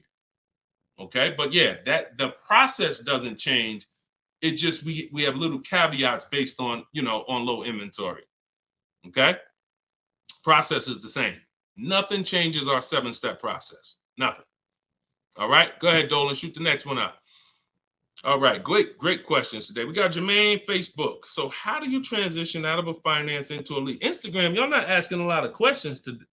All right, hold on. Get blooming chosen one. All right, hold on. All right, Jermaine from Facebook says, how do you transition out of a finance to a lease? All right, perfect. So now what I like about this question, Jermaine, is you've already answered the most important question, which is how many years am I keeping the next car? That's step one in our 7-step system. You've already answered that because you've determined I should be leasing. Now the next step is equity assessment. Equity assessment. Call the bank. You don't have to worry about third-party restrictions or nothing because you're not leasing. I mean, you're not coming out of a lease, rather. So you're going to call your bank, get your payoff. You're going to take 20 minutes, go on CarMax, Driveway, Carvana, Kelly's Blue Book Instant Cash Offer, AutoNation Sell My Car, Car Guru Sell My Car. Get those 6 offers. That's going to tell you if you have equity, break even, or if you have negative equity. That's your next step. Don't do anything else until you do that. Okay? See, we always have to account for our current asset before we start moving forward. What happens if he has $3,000 in equity? That means he has $3,000. He could either apply towards his next deal, or he could put that money in his bank account and, maybe he leases the next car with no money out of pocket. So equity assessment always comes, even before we budget, before we plan our mileage, before we do anything, equity assessment is what we do. All right? All right, shoot that next one up. Shoot that one up from Instagram if you got it, Dolan. It might have took you a minute, but because we got it's comments from everywhere, y'all. No matter. Okay, here we go. For your calculator, why doesn't it negotiate to the lowest offer? My calculator is the best. My calculator is the best thing that exists because it takes all the offers you get. By the way, y'all, what she's talking about. And you got to be specific because I do have multiple calculators that I've created in my book, multiple softwares where you plug in stuff and it spits out so one of the calculators that I have is the counter offer calculator. So we never accept a deal until we send a counter. So what we do is we take the counters. We take all the offers we get, we plug them into my calculator. Whether it's a lease or whether it's several types. One is for leasing, one is for cash purchases and financing. Now, when you're financing, you're always getting your deals with tax and everything included, all in. So what it does is it takes all the offers, you plug them in, and then it spits out which one is the best, and it counters everyone based on the best offer. So let's just say a dealer says, I'm gonna do a 1.1% lease, and then this dealer says 1.2. This dealer says 1.3, 1.5. It's not countering all the high offers based on their high offers. It's countering all the offers based on the lowest offer. Because if the 1.1% lease was presented to us, that means any of the dealer could have did it. So now we're calling out the 80% and letting them know that if this dealer offered me 1.1%, then you all could have done it too. You're just choosing not to do it, in which case that's what the 80% do. So we counter every single one. We even counter the lowest one. And some people in the group will say, Deshone, man, this dealer is the lowest, man. Should I be countering them for another $50 less? I say you must counter. Because you don't know if there's another $10, $50, $20. If you don't counter until a person tells you there's no more room, even if they're the lowest, that's not the best deal. So sometimes you counter the lowest offer, and the lowest offer will be like, listen, man, I gave you my best shot. I got nothing else. We know they're telling the truth because we got 4 or 5 other offers that are much higher than that. Sometimes they'll be like, listen, I can't do that $50. I'll get you another $10. That's the best I got. We know they're telling the truth because all the other offers are a whole lot higher. So that's the way the counter offer calculator works. It's gold. It's gold. So all right, we had an hour and 19 minutes. We try to keep these broadcasts about an hour and 15. Every now and then we go a little over, but listen, y'all, we are live Monday, Tuesday, Thursday, and Friday 12 p.m. Mark your calendars. 12 p.m. Eastern time, 3 p.m. Eastern time. I'm hoping to, in the next couple of days, have a link in my bios so that people will be able to actually go to our calendar, put a reminder, but you know it. 12 p.m. Eastern time, 3 p.m. Eastern time, Monday, Tuesday, Thursday, and Friday. And this whole broadcast is sponsored by, if you just jumped on, I'm the creator. I'm the author of the book, the digital book, Cars from Home, 7 Steps to Saving Time, Money, and Avoiding Dealerships. You can get it for 75% off. It's normally $97. But if you, as long as you get there before the timer hits 0, you can get it for $24 in my TikTok bio, in my Instagram bio, or you could go to deshonsbook.com in the comment section on YouTube or Facebook. Get your copy for 75% off. I'm also the creator of the Cars from Home video library, and I've coached over probably 1,500 people now since 2021. So we've been doing this. Everything I'm teaching you is proven. And I'm going to tell you, just like I tell my coaching students, when you get my book, see, I don't do questions and answers for my book, y'all. See, there's people who DM me. First of all, I don't even see DMs. The reason why I can't do question and answers because there's no other author that does it. So I make myself available probably more than anybody. But when you buy the book, trust the process. If you don't see me say do it, don't do it. Do everything I say do. I tell everybody, even if they're in my coaching programs, you must trust the process that I'm giving you, and you got to unlearn your old process. Don't even think about your old process. Use my process, and I'll lead you to where you want to be at. Guaranteed. All right, so get your copy. I will see y'all all on the next broadcast. Tell your friends. Welcome to the new followers. Welcome to the new subscribers on YouTube. I appreciate y'all. We'll be back for episode 5. God bless you.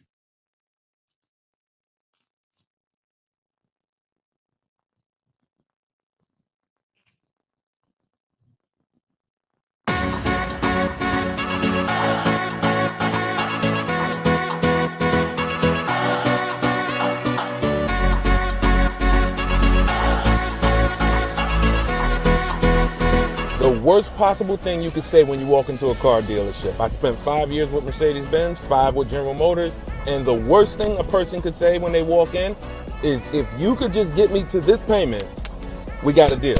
So your loan's probably still like 19, which means you got to pay to get out. You're upside down. It's called negative equity.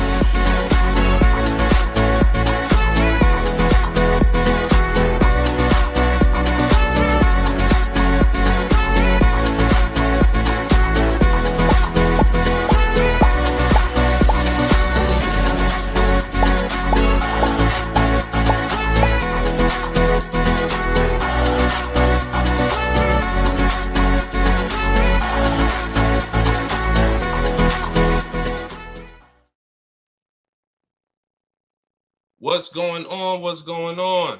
Welcome everybody to Wednesday, 12 noon car shopping Q&A.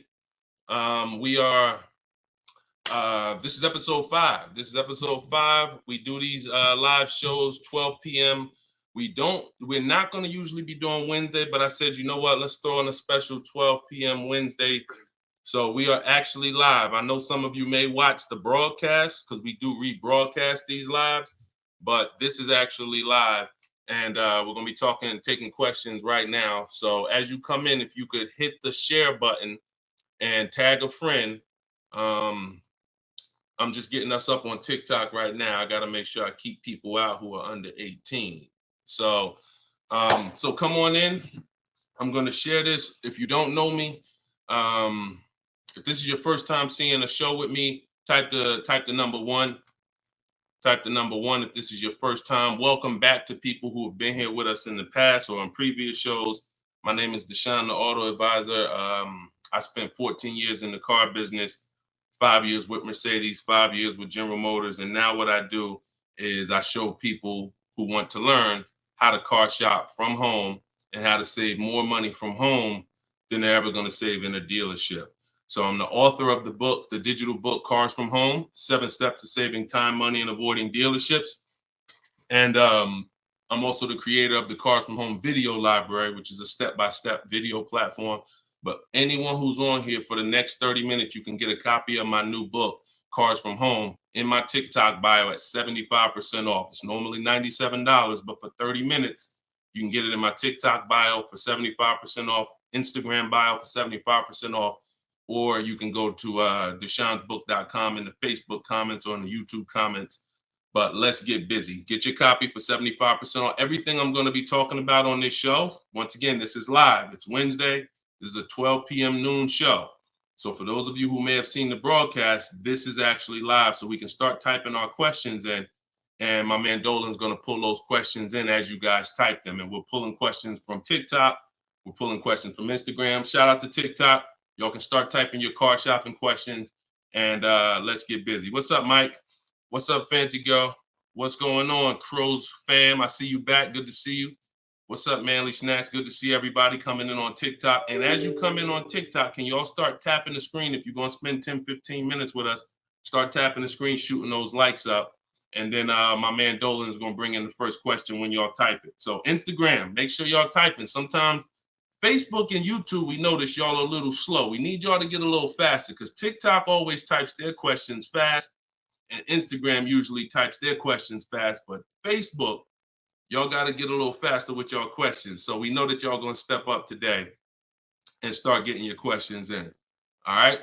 I see one that came in from JC. You want to pull that one up, Dolan? On YouTube?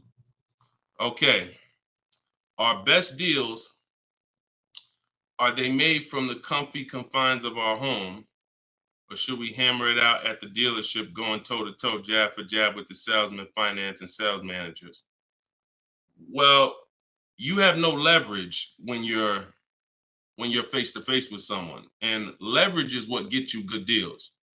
Leverage is what, we up to 500 likes on TikTok already. Shout out to y'all. Keep tapping the screen. Appreciate y'all. And tag a friend. Everybody bring your friends over. They need this just as much as you do.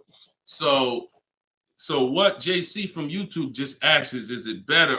He's basically saying, am I gonna lose something by not being in the dealership face to face with a car salesman? You know, am I losing something? And it's a good question, but you're losing something by being there. And let me explain why.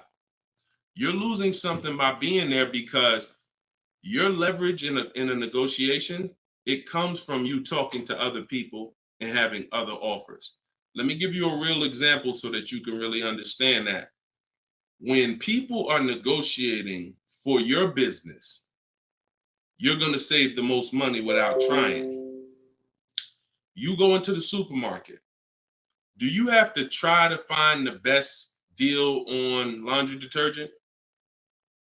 Do you have to try to find the best deal on anything, spaghetti sauce? No.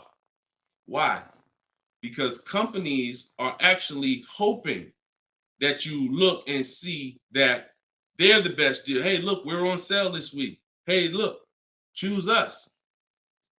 They're trying to get your attention. They realize they're competing with all these other brands and they don't mind. So even with the TV, I always use a TV for example. If you go out to buy a TV right now, is anybody on here worried about overpaying for a TV in 2024? Anybody? And I always want to remind people, as you new people come on, this is live. This is Wednesday, our 12 p.m. live call. So our 12 p.m. live show. So you can ask your questions. This is not our rebroadcast. So what is anybody on here worried about overpaying for a TV? Anybody? No. Why is that? Because you already know that companies are competing to sell you a TV. Sony, TCL, Samsung, all of these companies are competing. Therefore, you know you're not gonna overpay. That's what we bring to car buying. In a nutshell, y'all, if I can wrap up what I'm trying to show you with Cars From Home, the reason why my brand is called Cars From Home, my book is called Cars From Home, my library is called Cars. The reason is because it's a mindset. It's a mindset. You're bringing the same mindset you would bring to shop for your TV to cars. And you don't overpay. You don't have anybody on here worried about having buyer's remorse for the TV. Look, Fancy Girl, Kiki, no. Look, RJ Newscom, no. Look, look, Patrice on Instagram, no.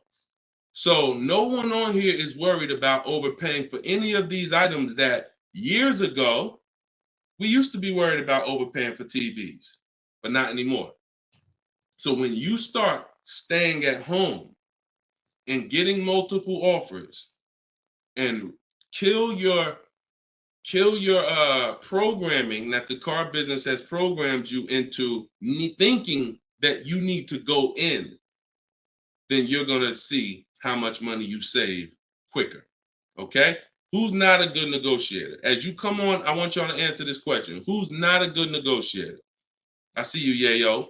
I see you. Okay, I see you, Fun Times. Welcome, Tone Bud. Who's not a good negotiator? Just type me if you're just, Deshone, it's not my thing. I'm not really, look, Crow's fan. No, I'm not. What's up, Tom? Julia? So all of these, look, John C. on Facebook. No. William on TikTok. No. All of these people are not yet. Danny on Instagram. So what I want to tell y'all is you no longer have to think you need to be a good negotiator to win with buying cars. You're going to start making people negotiate with each other. And that's multiple offers. So if you're buying your next car and it's a new car, you're going to get at least 5 offers from 5 different dealers. And if you're leasing your new car, you're going to get at least 5 offers from 5 different dealers while you're at home. And if you're buying a used car, you're going to stay at home. You're going to look at the entire used car market on all the marketplaces. I teach 8 marketplaces. You need to be everywhere a used car is. These are like if you were buying a TV, to continue to use that example, you wouldn't just be on Walmart.com, but not be on Amazon. You wouldn't skip Best Buy. You wouldn't skip PC. Wherever there's a TV, you would be. It's the same thing. And y'all are going to save more money than you've ever saved, easier. This is how you take control and have your confidence, and you are empowered. Okay?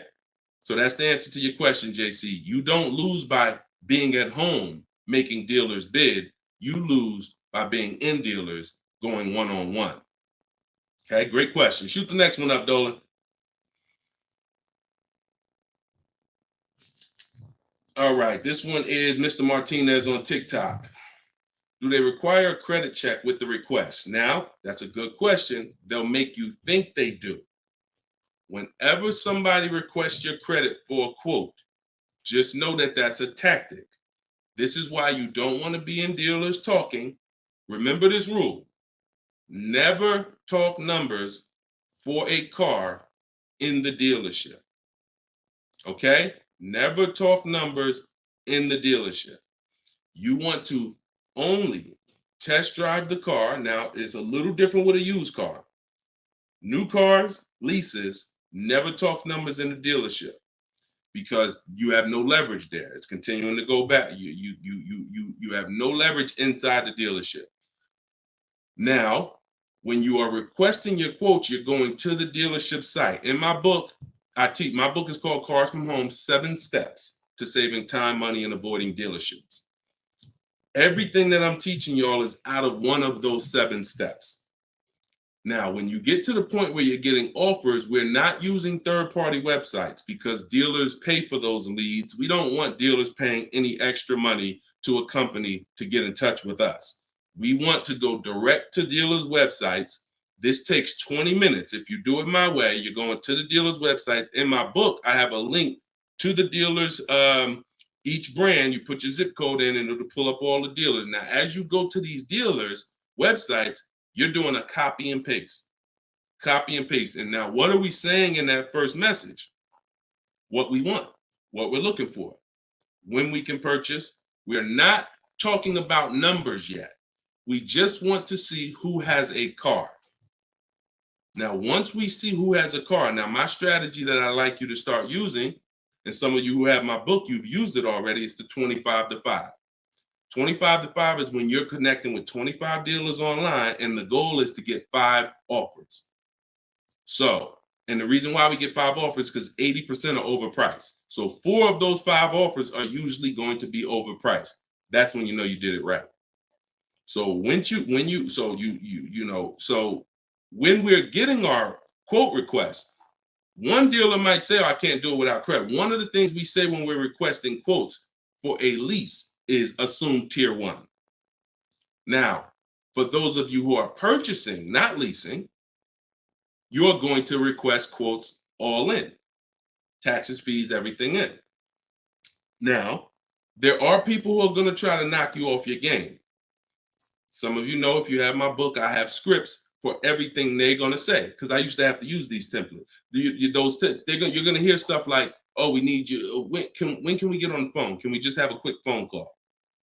My script for that is I'm going to be handling my whole process from home. I'm only going to be talking to the person who actually makes the best offer.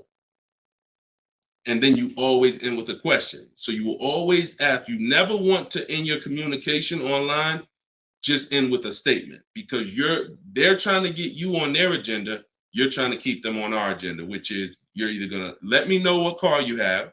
Do you have a car that matches what I want? Second, once I confirm you have a car that matches what I want, can you give me an offer for it? That's what we want. And everything we do is to stay on that agenda. Does that make sense? When you're leasing and you're buying new cars, you have to have an agenda, because, again, I'm trying to teach you, I want you shopping with strategy. I've been doing this, helping people since 2021. We've helped over 8,000 people, probably 6,000 with my book, another 2,000 with our video program. So this we know works. I'm not telling you something that I'm hoping works for you. You just have to do it. But what you're going to have to do is stick to the agenda and realize that my only two purposes is to find out, does a dealer have a car that matches what I want? And can you make me an offer on it? That's it. And now I have scripts in my book that do that. For all of you who just came on, this whole show is sponsored by my new book, Cars from Home. And you can get your copy for 75% off. It's normally $97. It's a digital book because I need to update it as things change in the market. And if you got a print book, if I printed a book and now I mailed you a book, now you got the book and it works now, but when you go to use it a year from now, some things may change, some websites may change and whatnot. Now you got to buy another book. So this book is a one-time, you get upgrades as I upgrade it, and I probably updated it at least 4 times since I launched it. So get your copy for 75% off in my TikTok bio, but you only got 30 minutes. Once 30 minutes passes, it goes back up to $97, which is still a great price, by the way, because you're going to save thousands of dollars using it in my Instagram bio and my TikTok bio. So you're never getting to the point, Mr. Martinez, where you are giving a person an opportunity to run your credit, because everything you're doing is at home requesting information. So as long as you get into the business of being at home, writing and requesting prices and seeing which dealer is going to offer you the car for the best price, you're never going to be in a position where you need to be giving your credit, because there's no reason. And if you give your credit, you really fell for the game, because now they locked you into them, which is the goal. So no reason for everybody, no reason to give credit to give somebody our credit to get an offer. All right, go ahead, Dolan. Next one. Type your questions. I see a lot coming in from Instagram. I'm in the dealership right now. Vital on Instagram. Keep that up, Dolan. Vital just said I'm in the dealer right now. Now, if you're there negotiating, then you're never going to get the best deal. You're never going to get the best deal. Understand, y'all, I'm not playing games. For those of you who don't understand what we really do here, like, this is Greg right here. Greg used our strategies. He got a $56,000 Kia EV6 win. He got it for $527 a month on his lease, no money down. That's through bids. That's not through negotiations. Danielle's lease, $44,000 Audi A3. She got it for $550 a month, no money down. You know, this is on a purchase here. Sean bought, and some of you may have these cars and look at your payments and you're going to say, Dag, Deshone, I got that same car, man, and I ain't get that price. That's why I'm trying to tell you to listen. And like, we're not regular here. And sometimes I think, like, I'm not the public. I could be in the car business making $200,000-$300,000 a year if I wanted to. This is not God's plan for me. I'm trying to give you the game but you got to understand who I am. This ship has sailed. We've been doing this for thousands of people since 2021. If you just now here and you just finding me and you haven't used my stuff yet, like, you missed it, but understand, don't keep missing it. This Sean, he got this F-150 Lightning XLT, $73,000 truck, brand new truck. He saved over $20,000 getting bids my way. And the people who learn from me, they're never going back to the old way.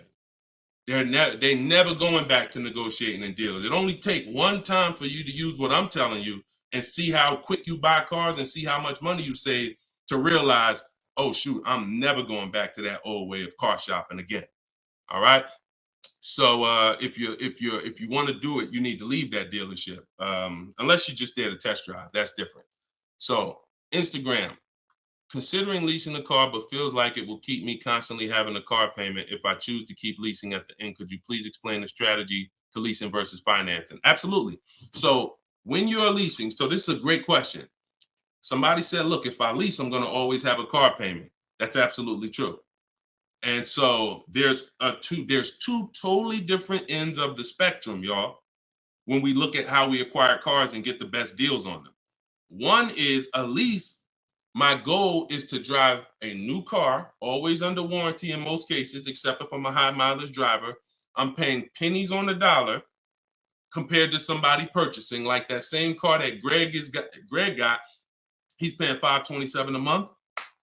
That same vehicle would be, it's a $56,000 car. That same vehicle will be $1,000 a month on the car note, at least on a 6-year car note. So I'm paying pennies on the dollar. I just had somebody today, he's going to pick up a brand new Kia Telluride. He got a payment of in the 400 range of $42,000 Kia Telluride. Once he negotiated it, he decided he was going to put $2,500 down because he wanted his payment where it was. But he already had a ridiculously low payment. It was like a 1.1% lease deal on a Kia Telluride. I told him, I said, you know that same Kia Telluride, $42,000, that would cost about $800 a month to purchase? He said, yeah, I know. I used to buy one. I used to buy mine. He actually had one. It got totaled. So he knows how much he was putting into that vehicle before he actually figured out he's not an 8-year person. So if you're not keeping your cars 8 years, you should be shopping for aggressive lease deals because it's pennies on the dollar. And we shop with bids because it's easy. It's fun. We're in control. And that's the way we do it. Now, the other side of the spectrum are long-term vehicles that are going to be what we call a keeper. If anybody who has a keeper in their household, type a K. If you have a vehicle in your household right now that you've had for more than 8 years, type a K. Type a K. Type a K. As you come in, y'all, if you're on Instagram, could y'all hit that paper airplane? It looks at the bottom of the screen. It allows you to share this broadcast with your friends. And could everyone who shares, could you share this broadcast? It does help. It matters. And I'm never going to stop asking for it. And I'm never going to stop appreciating the people who share. I appreciate you guys. And your friends will appreciate you more than anything, more than even I appreciate you. When you tag a friend who doesn't know me and they're car shopping, they'll appreciate you more than even I appreciate you. So, okay, all right. So we got John on on Facebook. We got Michael. We got hold on, let me see. Acura MDX. Rob Korn got an Acura MDX on Instagram. He's had it 195,000 miles. So these are what we call Derek on TikTok, Donald on TikTok. These are what we call keepers. These are vehicles that, again, someone asked a question about understanding if I always have a car payment, if I lease, can we please explain the strategy of leasing versus financing? I just told you the benefits of leasing. Now, all those benefits come at a price. Now, the other side of the spectrum is the long-term keeper vehicle where now we have outlived depreciation because the unseen expense is the one that's killing you. The unseen expense is depreciation.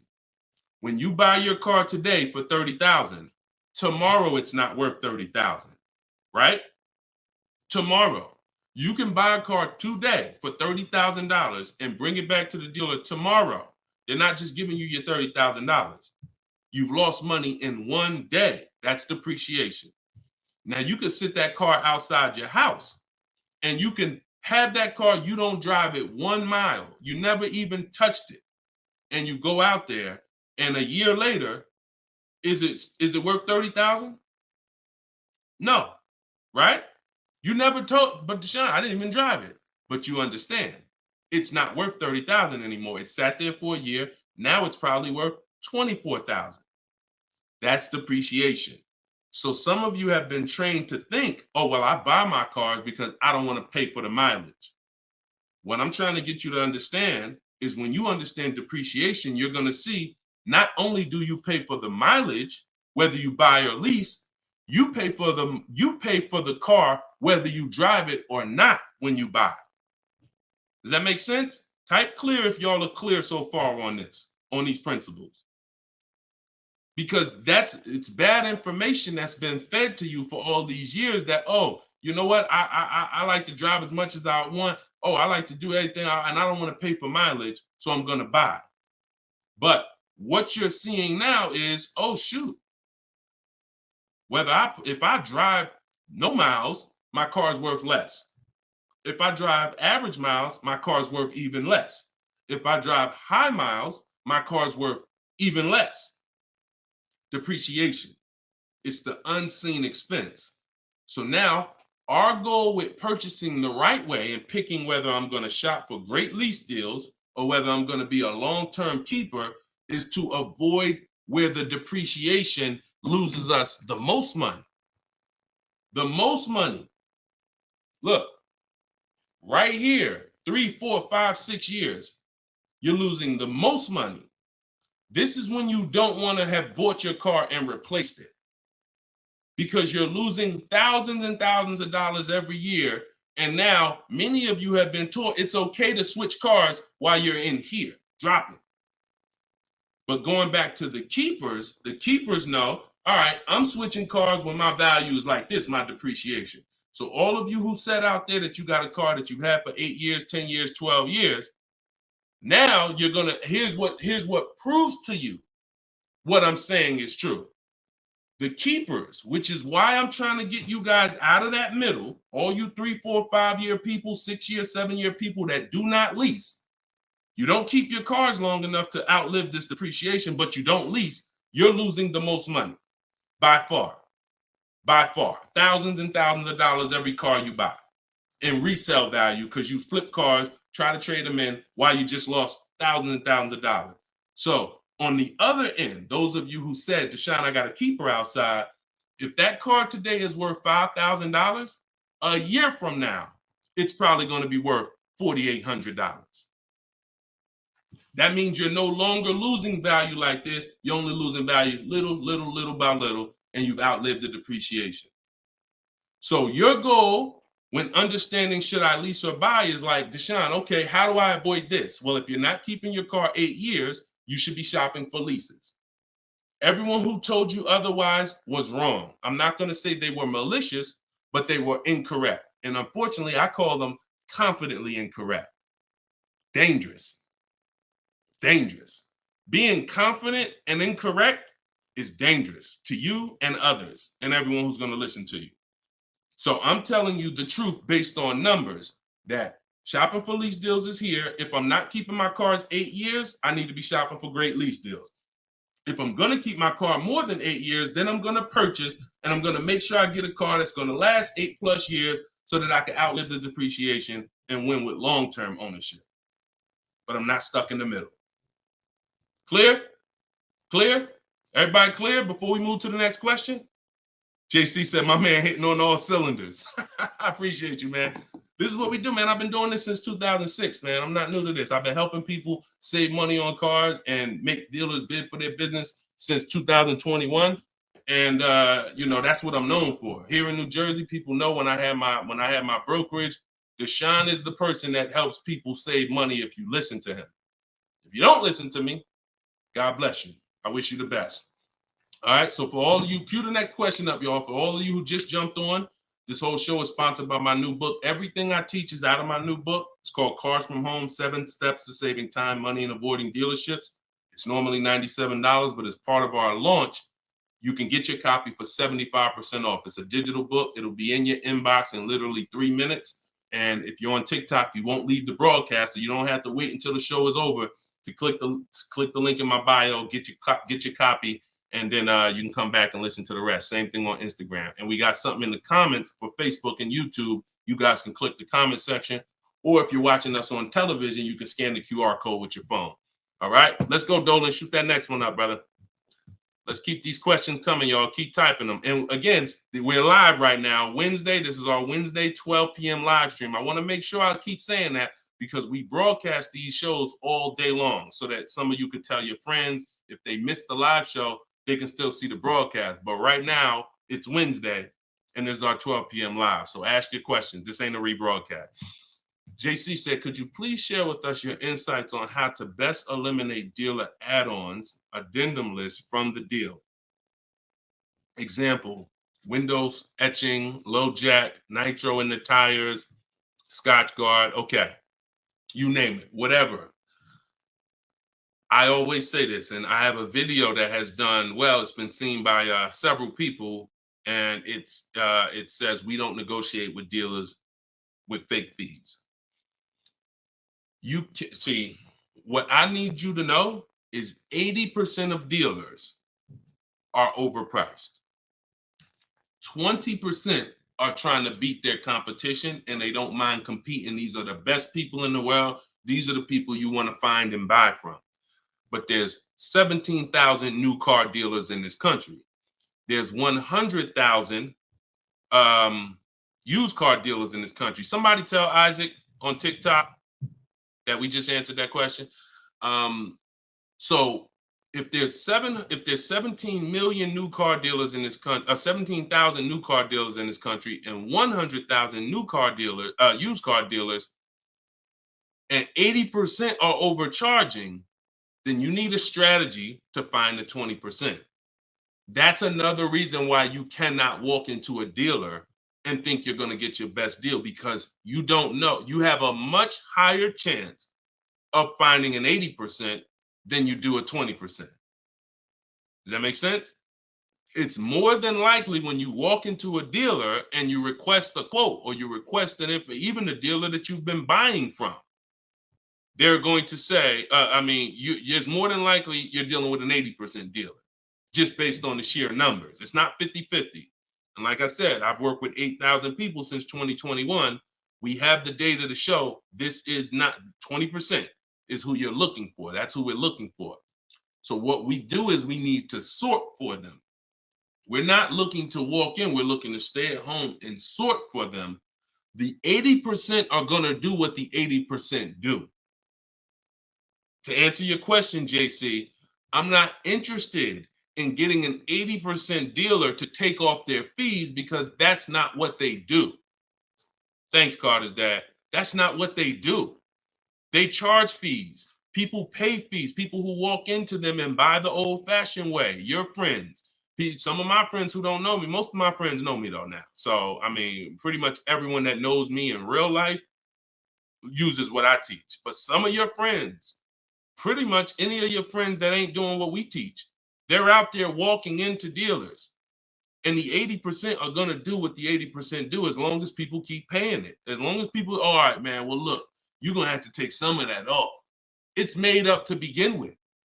So how do I win if you're taking off $2,000 of fees you made up and then I think I won? How's that a win? So the tactic is the worst kind of people are going to start so high. It's called padding the deal. So when you walk into the dealership, I'm padding the deal if I'm the worst kind of person. If I'm somebody who I bounce from dealer to dealer, I make a lot of money, but my customer service scores are low, but I make a lot of money, so I always have a job. Now what I'm going to do is you're going to sit down, and I'm going to say, all right, which car are you looking for? Which car are you looking for, Diana? All right, Miss Roberts. All right, here's what we're going to do. Okay, so it's going to be working out about $650 a month. All right. Shoot, that seems kind of high. Here's the problem when you're in a dealer. You don't even know if $650 was the right starting point. Maybe the real starting point was supposed to be $550.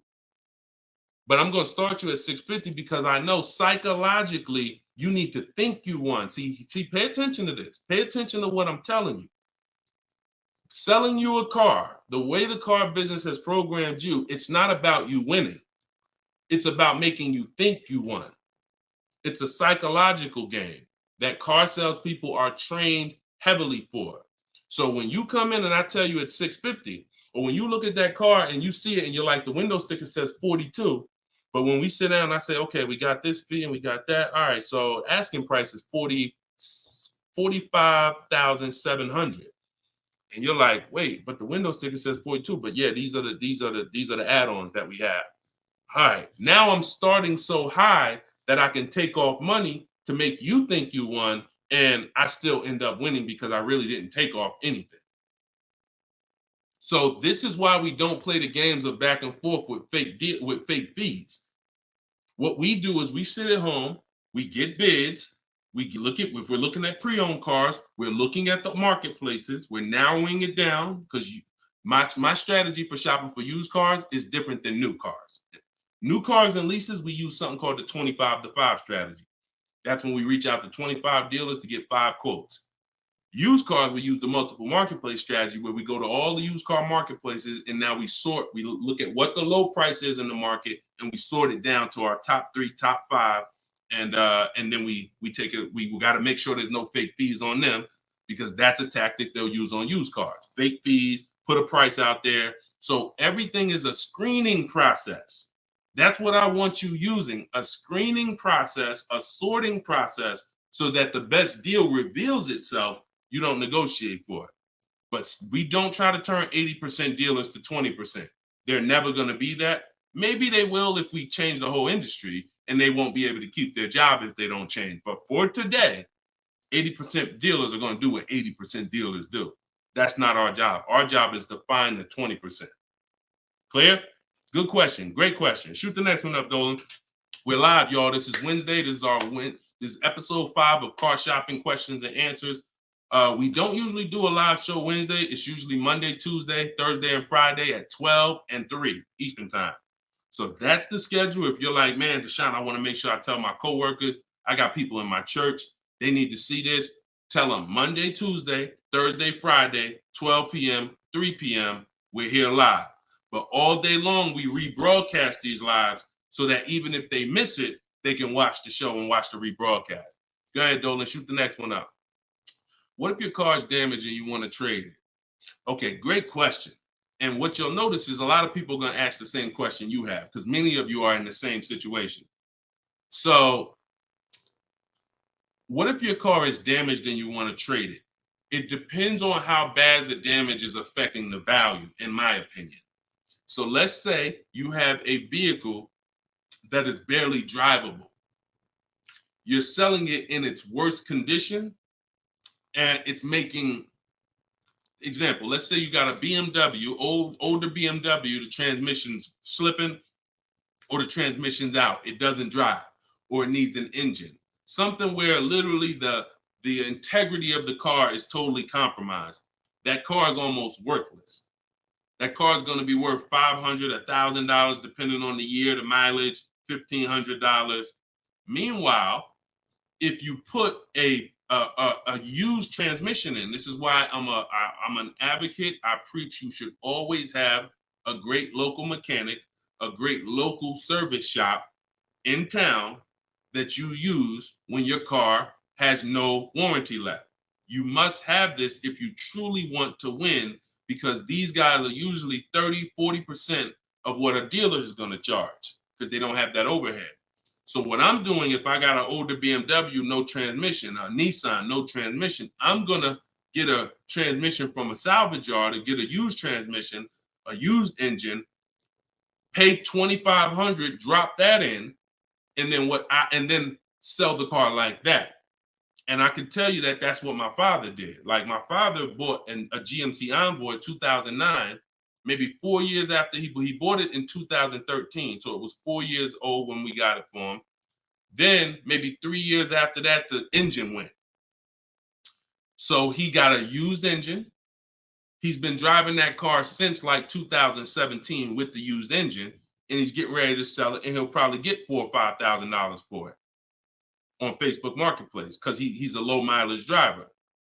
So you see how literally he could have went from switching a car when it was in its worst condition, taking a loss for it, versus investing the right money with the right person, getting the right engine, right transmission, drives it for a couple more years, and then can still pull a couple $1,000s out of it. Y'all clear? Y'all see how? Y'all see how? Type dollar signs if you understand that. That's the win right there. Not taking the loss and saying, all right, let me just get out of this car, it doesn't drive, and just taking the L. Big financial loss.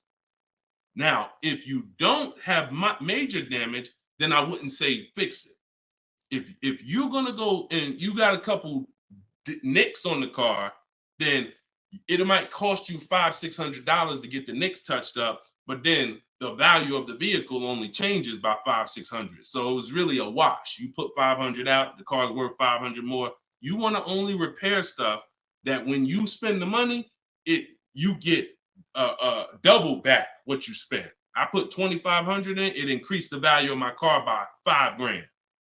And that's typically my opinion and my rules on how I like to operate when it comes to damage. Yes, I'm actually live right now. And why is your name the Auto Advisor? We got the Auto Advisor on TikTok. Go ahead, shoot the next one up, Dolan. All right, this one from YouTube. Alberto Romo. My car has some equity. Dealer called me if I want to trade for a new one. Car has less than 30,000 miles. Should I do it? Who's getting calls from dealers right now begging them to come in and look and let them buy your car? Who's getting calls? Who's getting emails? Who's getting letters right now from dealers? Fancy Girl Kiki said me. You're getting calls. You're getting calls. You're getting emails. You're getting letters. Hey, Ruben, we'd love to buy your car right now. Hey, Isaac, we could get you out of your car early. Come in right now. A lot of you, right? I see a lot of you. The reason that's happening, look, he's saying lock on Instagram, me. So the reason this is happening, y'all, is because they're depending on you letting the dealer be your first offer for your car. Now, see, dealers know they're getting outbid right now. They're not able to buy as many cars as they used to because people are getting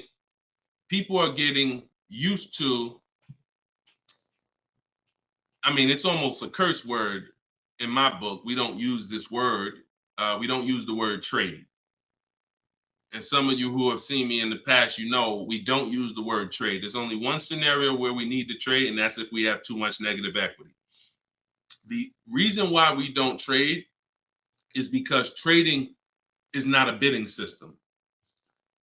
There's 3 transactions that you've been trained to give to a car dealer. One is buying a car from them. That's its own transaction. I bought a car from you. The second is getting the loan from them. That's another transaction. I got a loan from you, because there's other companies out there that only give loans. They don't even care if you buy a car. They don't sell cars. They give loans. That's a clue that there's money in the loan business.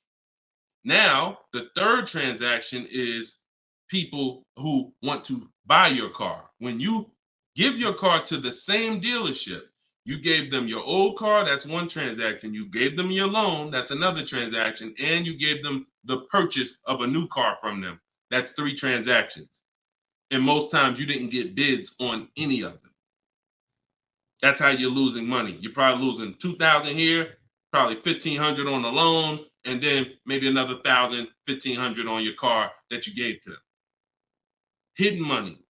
See, I'm not just here to teach you how to car shop from home the right way, strategically using my system. I'm also here to reveal to you the hidden money that you haven't seen in your car deals.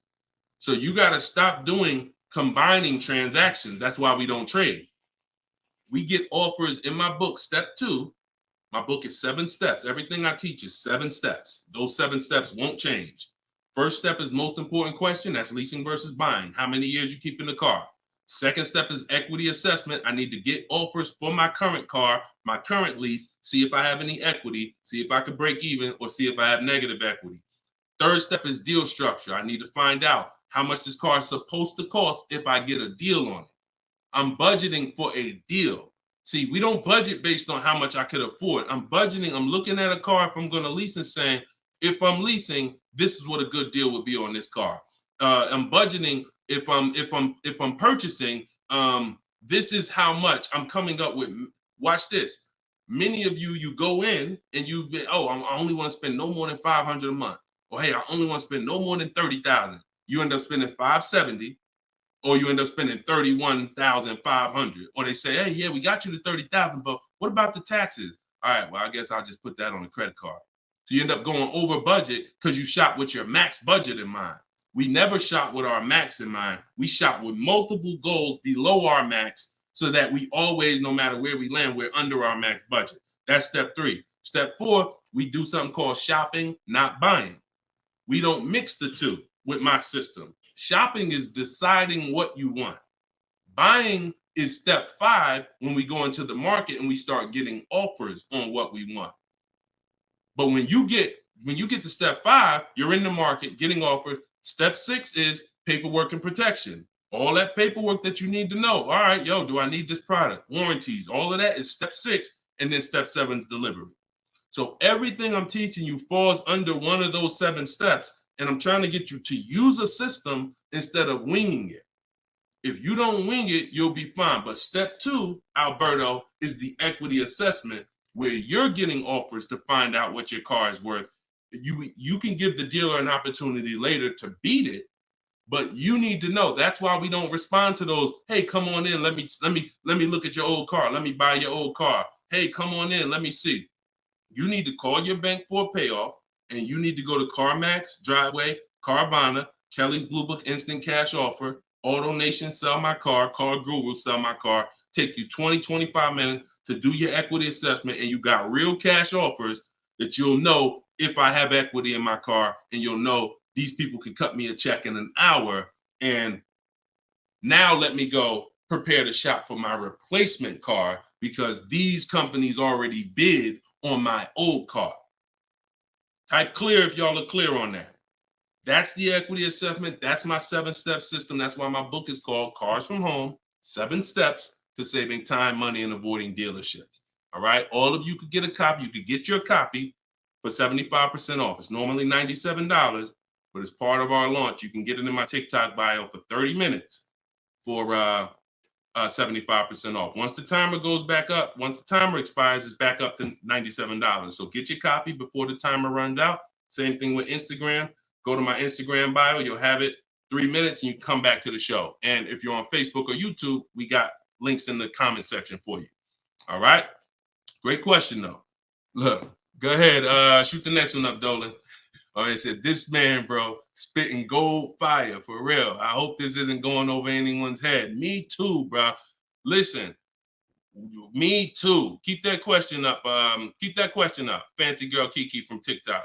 But me too, bro. Like, I'm sitting here, man, and I pray every day that the Lord help me to look. I want you to even see. I gotta unlearn.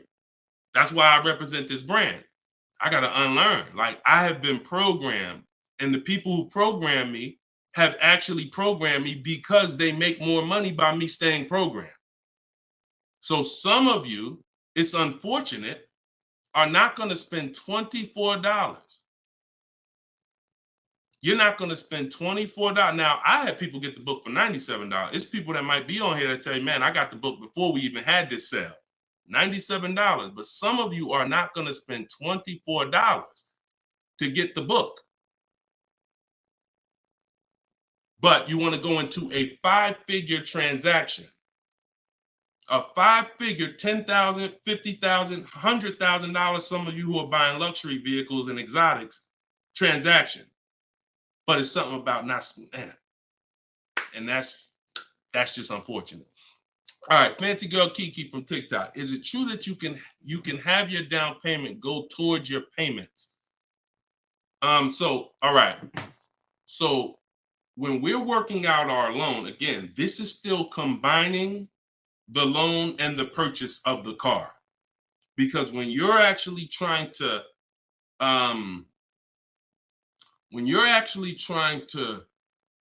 figure out and hope your down payment goes towards the payments and actually goes towards the car versus you basically just giving it to the dealership or maybe losing it to, not going to the car, you're mixing. Because when we're shopping, we have loan. When you buy your car, if I'm financing, right? Give you an example. When I bought my Infinity truck, I'm shopping for the car. Once I get the car, now, and I use my perfect budget calculator. It's in my book. It's a calculator I created. See, that stuff I can't even explain on this show. I can't explain how a calculator that I created works. It's a surprise when you get there, when you read and you're like, oh, this is a calculator. I've never seen nothing like this before. I know, because I made it. And I got like 5 of them in there. So, but when you're trying to do what it does, I can tell you how to do this manually to some degree. When you got to know what you can spend. That's why we have that budgeting exercise where in order for me to be at a $450 a month payment, I can't get any more than a $22,000 loan. If I get more than a $22,000 loan, then I'm going to have more than a $450 payment. So now you might say, okay, 6 years though, because if I go 6 years on the loan, then maybe I could get like $25,000 depending on my interest rate. But I need to know how much car I can buy based on where I want my payment to be. So now once I establish that in a budget exercise, you can do that with some calculators online, try to, but you have to account for taxes. The reason why these calculators don't work well, because they're not going to account for the taxes. They're not going to account for, any down payment you want to put in, and they're not going to account for any equity you may be getting. And then they're not going to give you these goals for, all right, a 5-year loan or a 6-year loan is 2 different prices. $450 a month for 5 years is not the same as $450 a month for 6 years. If I get a car at $450 a month for 5 years, I got a better price on it than if I got it for $450 a month for 6 years. So these are the things that you kind of got to have in your budget so that all right, this is how, because it does me no good to know that I could go and spend $35,000 on a pre-approval. What does that do? How does that equate to what I can actually spend? I don't want to spend $35,000. That's a $700 a month payment. So, but once you establish the budget on how much I can spend, now you go find the car. So I'm shopping for the Infinity, and I'm shopping knowing all of these cars are within my budget. Now, when I actually get the car, now what I'm doing is going and I'm finalizing my loan and having multiple dealers, multiple banks and credit unions give me offers for my loan. Everyone can run my credit with a hard pull because I'm within the rate window where it's not going to affect my credit negatively. It's only going to weigh as one hard pull. I know you have heard, oh, don't let all these people run your credit. If you do this right, according to how you're supposed to rate shop, you can Google rate shop. In fact, I'll show you right now. I'm going to share my screen so y'all can actually see. See, it's the information you don't know that's costing you. It's the information that you don't know that is costing you. Look, if I go to Google and I type in rate shopping, Experian has a whole article. Let me know if y'all can see my screen. Hold on. Oh, wait, hold on. Entire screen. Look. So I go right here. Rate shopping. They have a whole article about how to properly rate shop. And let me see. Look, the FICO score window is 14 to 45 day period, depending on which version is used to calculate the score. So we do it in 2 days. We do it in 2 days. So we don't even use the 14-day window. That's why we don't let anybody run our credit with a hard pull until after we already find our car. So now you come in and you are I'm letting all these people run my credit to get their offers for my loan, their offers for my interest. And then what I'm doing is whoever makes the best deal there, I'm calling the dealer and I'm giving the dealer an opportunity to beat it. because the dealer has another 7, 8, 10 banks that they might, okay, there, let me see if I can beat that because I like to earn the business. And that's what I call the bank bidding war blueprint. So I'm putting that when you get my book, you actually get the bank bidding war blueprint because I haven't combined it with my book yet. It's going to take me probably about 30 days to combine it into my book. So I just send the book and I send the bank bidding war blueprint. That strategy right there is called the bank bidding war. So we're not worried about if our down payment's going to go to the car because our loan is always worked out with the bank, not with the dealership. Okay? Separate these things. When you start separating these things like I want you to, you're going to see I can't get into the same trouble I used to get into. Okay? Go ahead. Shoot the next one up, Dolan. Great question. Are you even actively selling cars or are you just selling books now? No, we're all in the education business. I haven't sold cars since 2020. TikTok, what's the best way to approach a used dealership? From home. All the marketplaces. So you don't want to, if you're shopping for a used car, you cannot afford to miss a place where a used car is. What does that mean? Car Gurus, Auto Trader, Carfax.com, CarMax.com, Carvana, Driveway, eBay Motors. There's 8 marketplaces that we use. Vroom used to be on there, but Vroom's out of business now. So, and we don't use, people will say, why don't you use Auto Tempest because it pulls inventory from all that. We don't use a third-party site because what it's doing is pulling, it's not going to pull all the inventory because no one's going to give this third-party site permission to just pull all their inventory and now people start going to the third-party site instead of coming to them. So we just go direct to the marketplaces. And then the first thing we're doing, once we know our budget and what we can spend, we're going and we're looking for our car, but we are not going, the first thing you need to do if you want to get, y'all know, like what I'm famous for is teaching people how to get below market deals from home.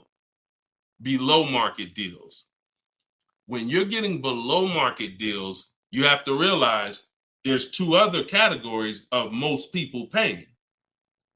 Some of you have been paying market value.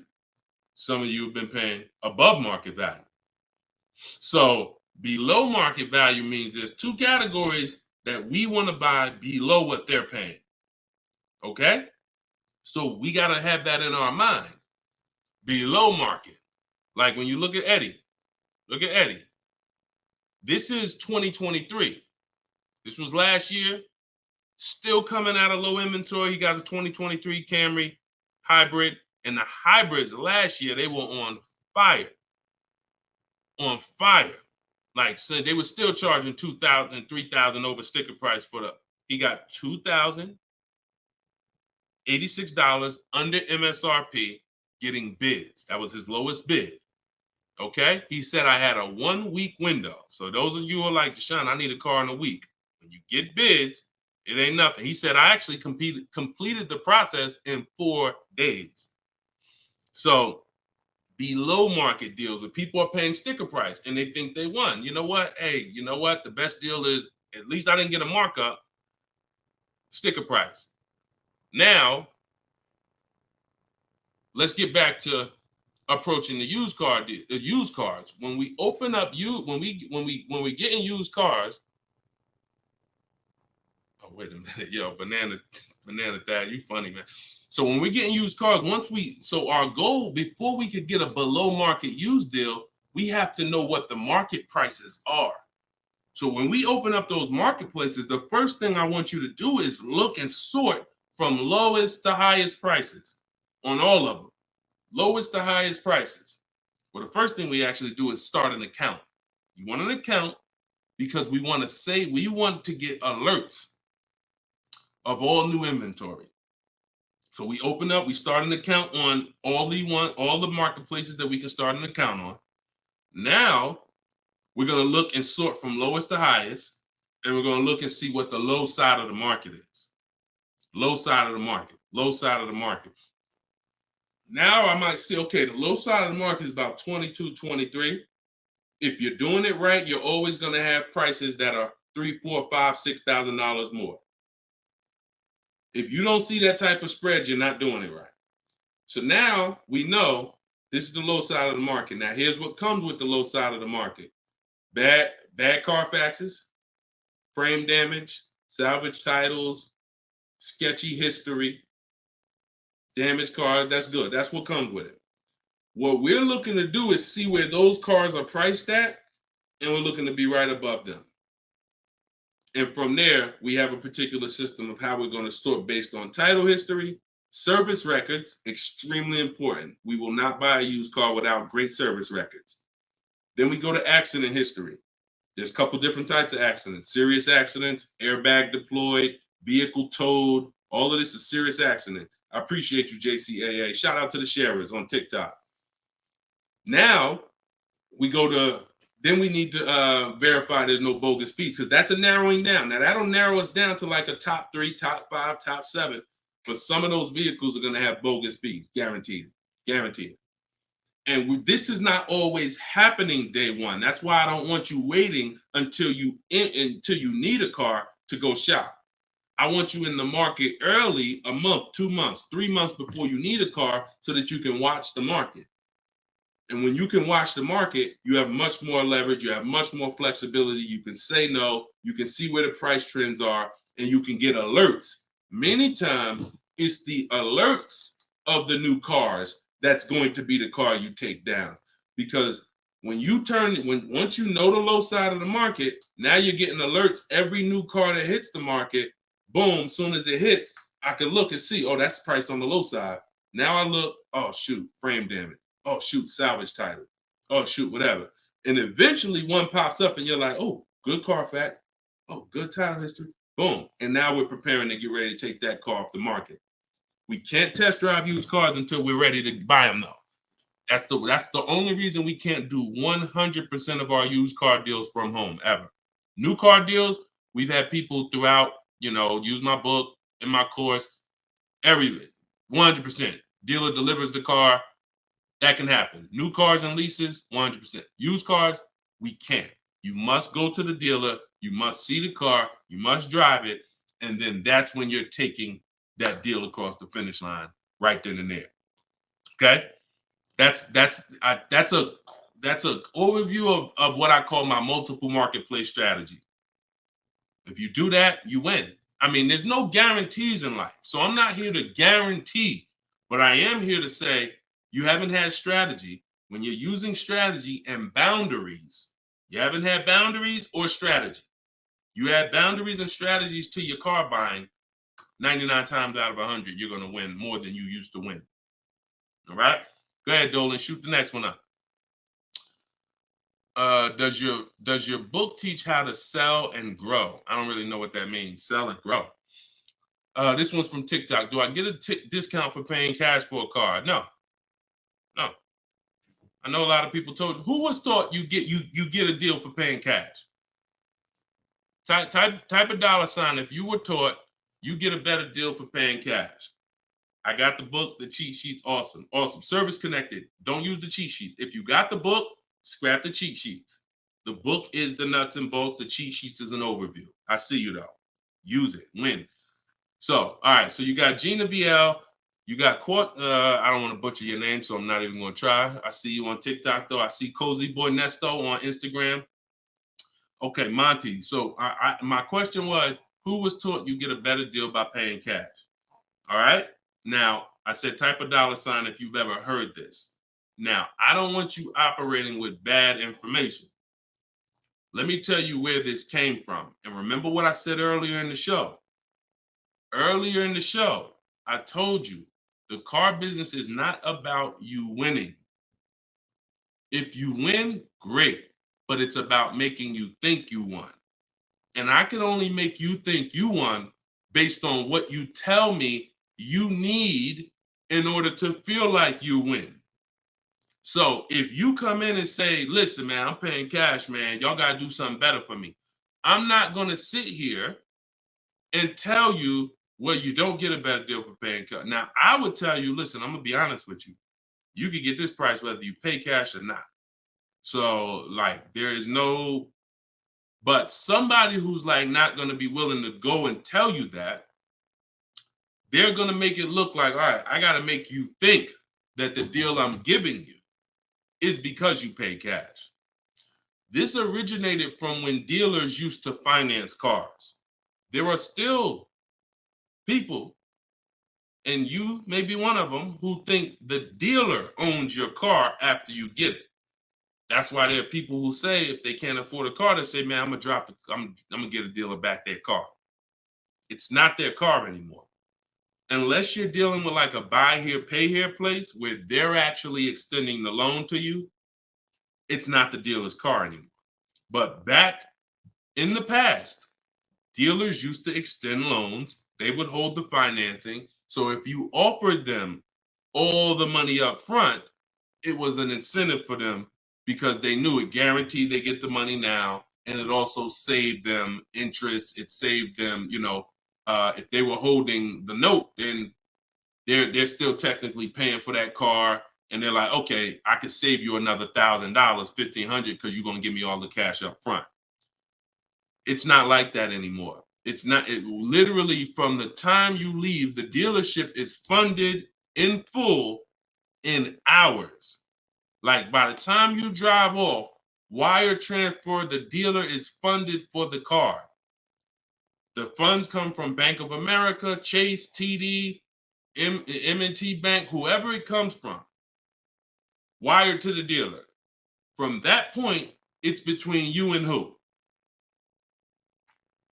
Who's on the title? Who's the ones calling you if you don't make the payment? Who's the one setting up the car to be taken if you don't make the payment? It's not the dealer, right? It's the bank. So it's always between you and the bank from that point, which is why you don't get an exactly life experience. You're not getting a better deal paying cash. And that's just because that's the way it's set up. Now, the rare exception that you may see, and this doesn't happen a lot, sometimes there's like a low interest rate. Like when I was with General Motors, we might have like all right, you could get 0% interest, or you could get a $5,000 rebate. Only on a new car though. But you can't do both.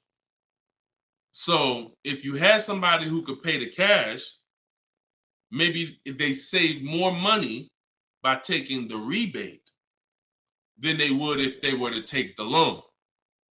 So in which case, you're not getting a better deal because you're paying cash. It's just an incentive to, you're getting a rebate.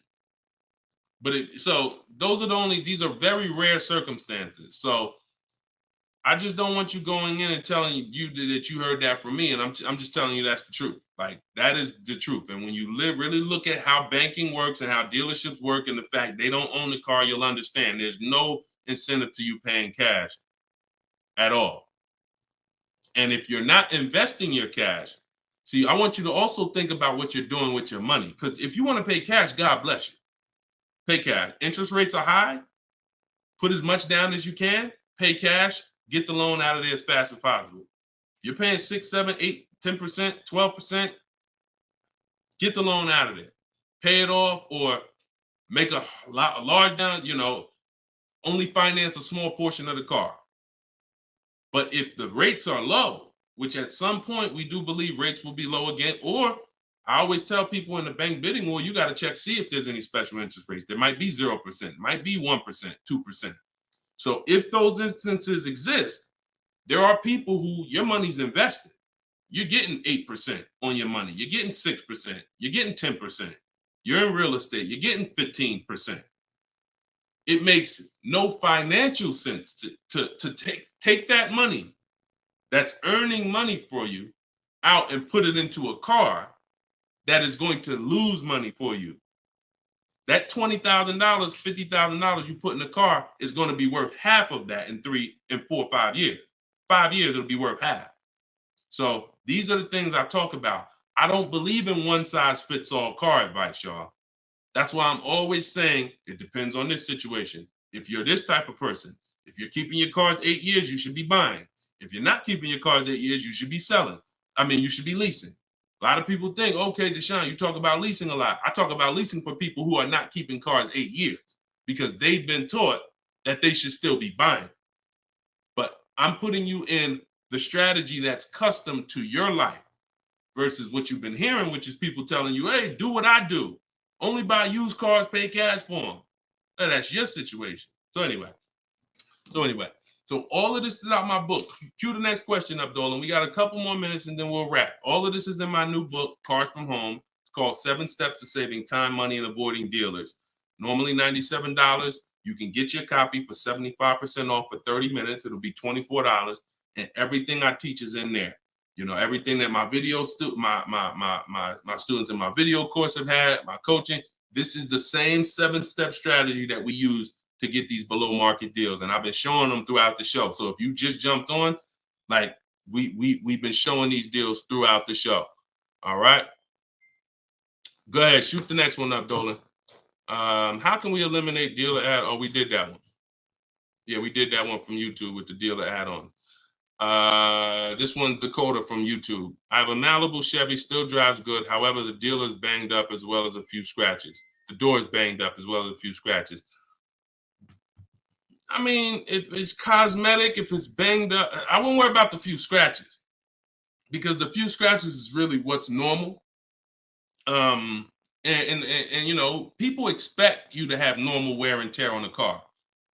Some people think, hey, if I have a, you know, even with leasing, you're allowed to have wear and tear, a couple nicks, dings, they allow that. They don't expect you to bring the car back perfect.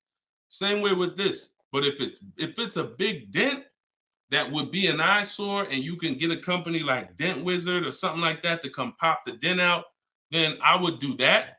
That might be $200, but it might make a buyer pay, you know, $1,000 more for the car. Because if I come and I see the doors banged up, I probably want $1,000 off depending on what you asking.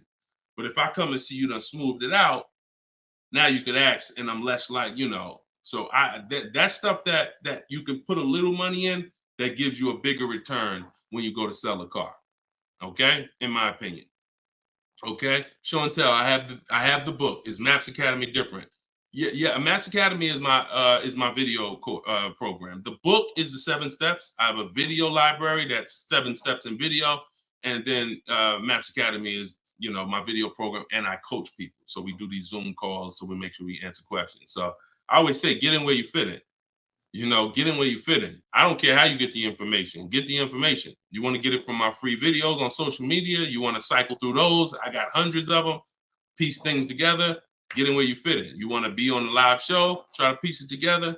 You want to get the book. You want to be in the video library. You want to coach with me. Whatever. That's what I'm saying. It's no excuse.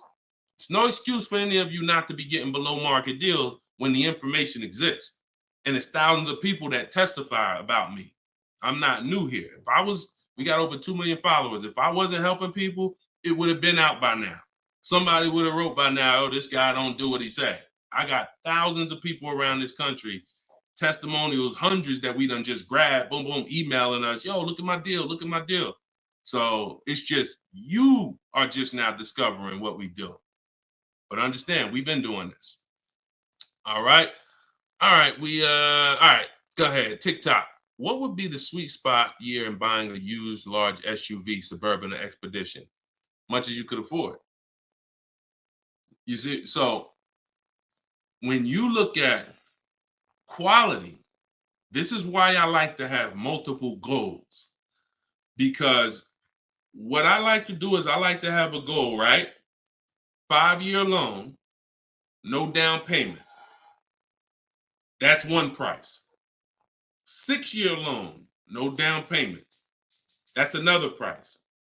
5-year loan with the money, you know, I might say, okay, if I have to, I can put $5,000 down. You know what I'm saying? Some of you, that's realistic. That's how you look at it. Man, if I have to, I got $3,000 I can put down. If I don't have to, I don't want to. That's why when you use my perfect budget calculator, which is in my book, step 3, when we're budgeting, we're deal focused budgeting. here's what you want to know. If I want to be at $450 a month, how much is $450 on a 5-year loan? No money down. All right, that's one purchase price. Now, second tier, $450 a month, no money down, 6-year loan. I told you I pay more if I had $450 for 6 years than I $450 for 5 years. So that's the next step up. Then I say, okay, 5-year loan using my down payment money. And then my max budget would be 6-year loan using my down payment money. But understand, I'm still under my max budget. I don't care if I have to go, and then we have another step where some of you have an old car. You have an older car, you're going to be selling it. You got 3,000 equity, you got 5,000 equity. That's also in there. So then it'll be no down payment, no equity. No down payment, no equity, 6 years. Down payment, no equity. Down payment and equity. See, all of this is below my max budget. Once I do a 6-year loan, my down payment and my equity, I'm not mad because I'm still under my max. Now, if I go above that now, if I wanted to do 5 and now I'm doing 6, or if I want to do $450 a month and I'm doing $480, now I've gone above my max budget. So my system for purchasing, we use this for new cars, used cars. Anybody who's getting a loan, this is what we do. This is in my book. My calculator generates those 6 goals for you. So when we say sweet spot, my first target is that first goal. That's my first target. When I went shopping for my Infiniti, I was looking for a car under that first price. Couldn't find it. Jumped up to the next tier. Couldn't find it. Jumped up to the next tier. And it was my 4th goal is where I found this one at.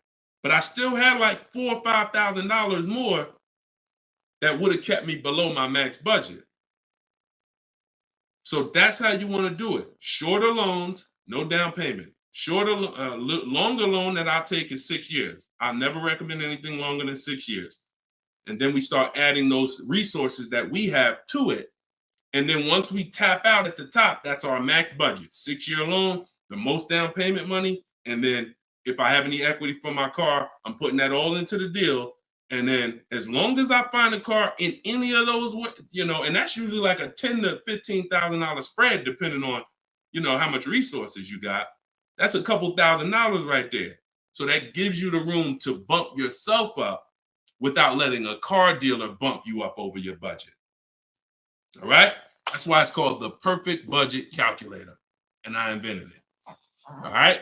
Praise the Lord. Listen, I appreciate y'all. We've been on for about an hour and 15 minutes. We do these shows live Monday, Tuesday, Thursday, and Friday. Wasn't going to do one today, but you know what? I said, it's Wednesday. Let's jump on. Let's do a live. Let's get some questions. Let's get as many as we can. But this is what we do, y'all. You could tell your friends 12 o'clock and 3 o'clock, Monday, Tuesday, Thursday, Friday. You can meet me live on any of my platforms, Facebook, TikTok, Instagram, or YouTube. And we'll be doing this live Q&A to make sure you guys get what you need to save money and get below market car deals. That is the goal. So for those of you who like Deshone, I appreciate the show, but I want everything in one spot, man. I don't want to even have to come back to this show anymore. That's all in my new book, Car Shopping. It's called Cars from Home, 7 Steps to Saving Time, Money, and Avoiding Dealerships.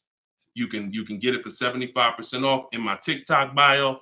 It'll be in your inbox, and everyone who gets a car, who gets a book, right when you purchase, I give you a support email.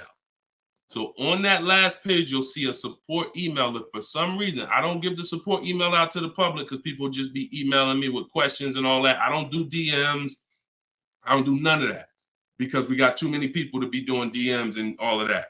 Once you purchase this book, you get a support email. If for any reason your book doesn't arrive in 5-10 minutes, check your spam, check your junk folder.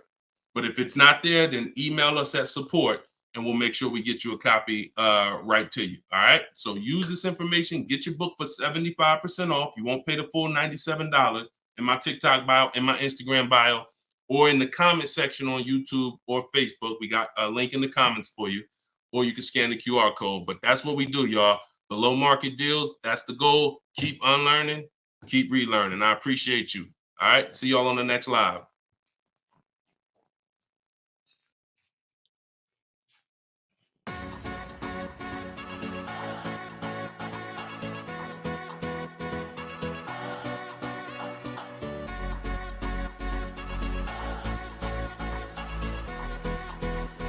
The worst possible thing you could say when you walk into a car dealership. I spent 5 years with Mercedes-Benz, 5 with General Motors, and the worst thing a person could say when they walk in is, if you could just get me to this payment, we got a deal. So your loan's probably still like 19, which means you got to pay to get out. You're upside down. It's called negative equity.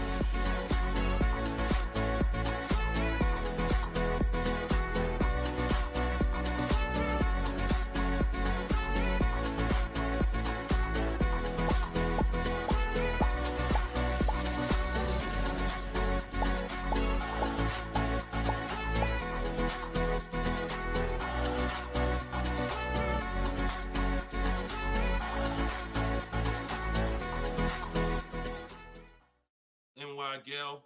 Welcome everybody to episode 6 of Car Shopping Questions and Answers. I am your host, Deshone, publicly known as Deshone the Auto Advisor. We do these shows Monday, Tuesday, Thursday, and Friday live at 12 p.m. Eastern Time and 3 p.m. Eastern Time. So I know some of you may see our live rebroadcast. That's for you to tell your friends about. That's when you can't make the show, you catch the rebroadcast. But those are the times that we're live. If you don't know me, I'm the author of the digital book Cars from Home, 7 Steps to Saving Time, Money, and Avoiding Dealers, currently rated 4.94 on Goodreads.com. So thank you to everyone who has reviewed the book, the digital book. All of you can get the copy for 75% off during the show for the next 30 minutes. You'll see when you click the link in my TikTok bio, there is a link, there's a button for you to get 75% off. So you won't pay the normal $97 price. Same thing with Instagram. And you guys on Facebook or YouTube, you can click the button in the comments and you can get your copy. So come on in, start typing your questions. We do this, we do rapid fire Q&A. I see a lot of people coming on the TikTok, and we got Dolan pulling questions. So no matter where you're watching us from, type your questions and we're going to pull them into the live show and we'll get them answered right now. All right. So I'm excited about this show. I see we're continuing to see people getting below market deals. If you don't know that the goal is for you to get below market deals, and the goal is for you to not spend more than 30 minutes in a car dealership. I spent 14 years in car dealerships. So you're not learning from somebody who's just like you. I'm just like you in that, I buy cars, I lease cars. That's the way we're similar, but I'm an insider. I'm an auto industry insider.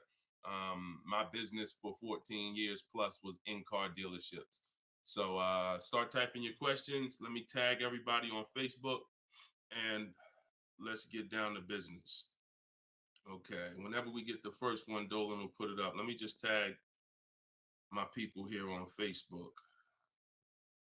All right, there we go. Okay, what's up, Skinner? Good to see you. What's up, Angel? What's up, Jill, man? Good to see you. Yep, what's up, Jason? Great to see you. All right. Brother said he's been doing it. Oh, what's up, Auto Advisor? Good to see you. Absolutely. All right, y'all got to type fast. I know you probably, and try not to make your questions long. Try to get all your question in one shot, but try not to make it too long where it can't fit in. All right, this one's from TikTok. Isaac from TikTok said, best current APR rate for tier A1 credit. So the best APR is always going to come through getting bids. Now I know this is new. This is new to most of you. But getting bids is how you're going to get your best and guarantee your best car deal, your best loan. So I'm going to lay out this process we call the bank bidding war. And if you follow this step, you'll be able to have 10, 15, 20 banks and credit unions bidding for your loan. And then you'll be able to pick the best one. And the way you do this is extremely important, because if you do this right, then it's only going to have the same effect on your credit score as one hard inquiry. So think about what we're saying. We're going to allow multiple people to access our credit with hard inquiries, but at the end of this period, after we get our car, the weight on our score, the effect on our credit score is going to be one hard inquiry. So the first thing, there's 3 rounds in the bank bidding war. The first round is to always check and see if there's any special interest rates or special promotional rates that are being advertised for the car you're looking for. So let's just say you're shopping for a, Kia Telluride.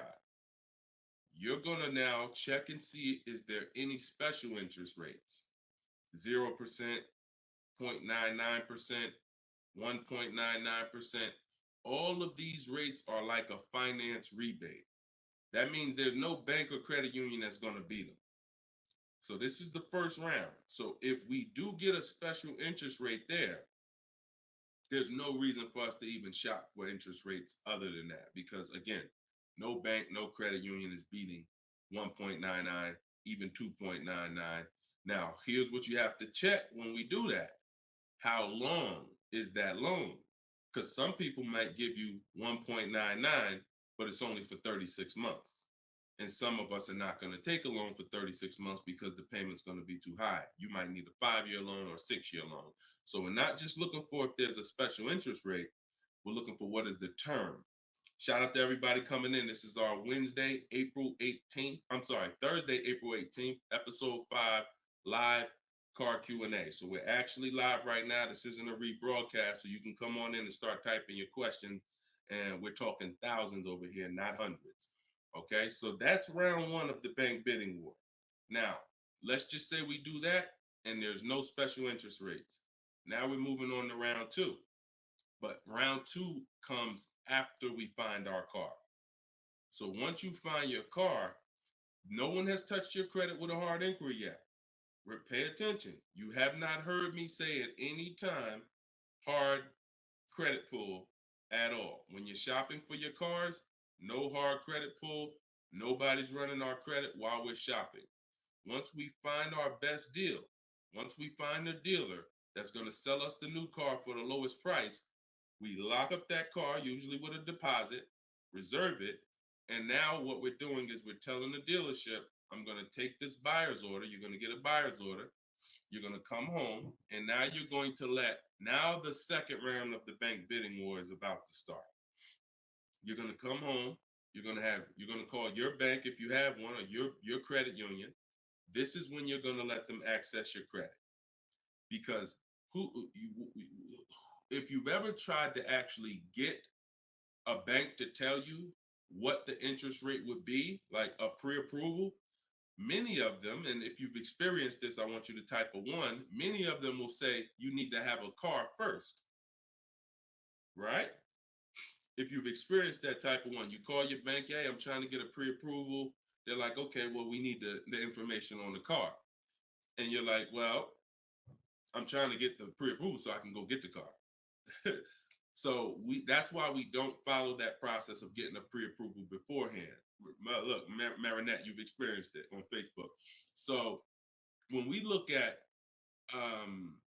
having the buyer's order for the car that we reserved, you have everything you need now. You have everything the bank could want. And you're now going to call your bank, or if hopefully your bank and credit union has a website, you could do this all online. And you're going to get as many approvals, offers as you possibly can. In my book, I list a couple: your bank, your credit union, online banks, Lightstream, community credit union, everybody who can lend in your state, you want them bidding. This is very important because some of you haven't been trained to see. My job is to not teach you just how to buy from home and make people bid for your business.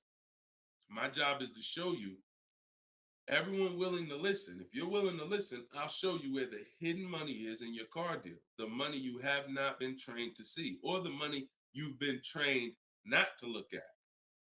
And the people who have trained you not to look at this money are usually the people that's making the money. So you have to see that one point. Let me give you a scenario here. Let's go to an auto loan calculator so you can see how much money is just in your car loan. Just in your car loan. And we're going to do a couple different interest rates so y'all can take this serious and you'll see why you need to be getting multiple bids for your interest. So if I'm buying a $30,000, if I'm looking to borrow $30,000, let's take $30,000 for an example. Average, pretty good average. Average price of a car is probably higher than that, but let's use 30. Now, if that interest rate is 5.99, total interest paid is $4,791 over the course of 5 years at 5.99. If the interest rate is 7.99, total interest paid is $64.89. That's over $2,000 difference. 2 points, $30,000 loan. Now, some of you are going to be borrowing more than that. Some of you are getting $50,000 loans. Interest at that same 7.9 on a $50,000 loan is $10,815 over 5 years. Now, if you can get 2 points less, 5.99, interest is $7,984. This is $3,000 difference. So, do you see how if you're not taking getting the best loan offer just as serious as you're taking trying to get the best price, you get a good price and then you'll give it back to the bank who's giving you the loan. So this is why we get bid. So we're now going to let all these people run your credit. This is when you do your hard inquiry. You don't do it before this. Hard inquiries, credit unions, online banks, your bank, your credit union, everybody's bidding now. And now what you're going to do, once you take the best offer from that round, that's round 2, that's when you're going to call the dealer and you're going to tell them what that best offer is and see if they can beat it. Because the dealership has another 7 to 10 to 12 banks that they're going to be competing to try to get your business. So this is the bank bidding war. So when I created this product, and if you do this right, as I said, what I know you were taught, who was taught, be honest, we're live right now. This is our Thursday, 12 p.m. live. Who was taught, don't let people run your credit. When you have multiple inquiries, it lowers your credit score. Who was taught that? Type me if you were taught that. Don't let people run your credit. You can't have all these people doing hard inquiries or it's gonna jack your credit score up.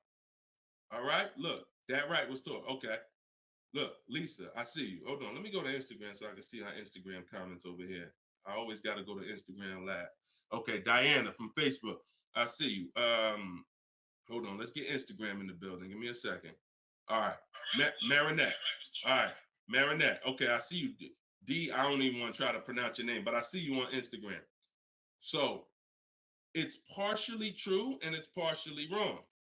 You have to do it the way I just laid out for you. That's called the bank bidding war. And if you want to prove this for yourself, you can simply type in rate shopping online and you'll see this is how the credit union, this is how the credit bureaus allow you to rate shop.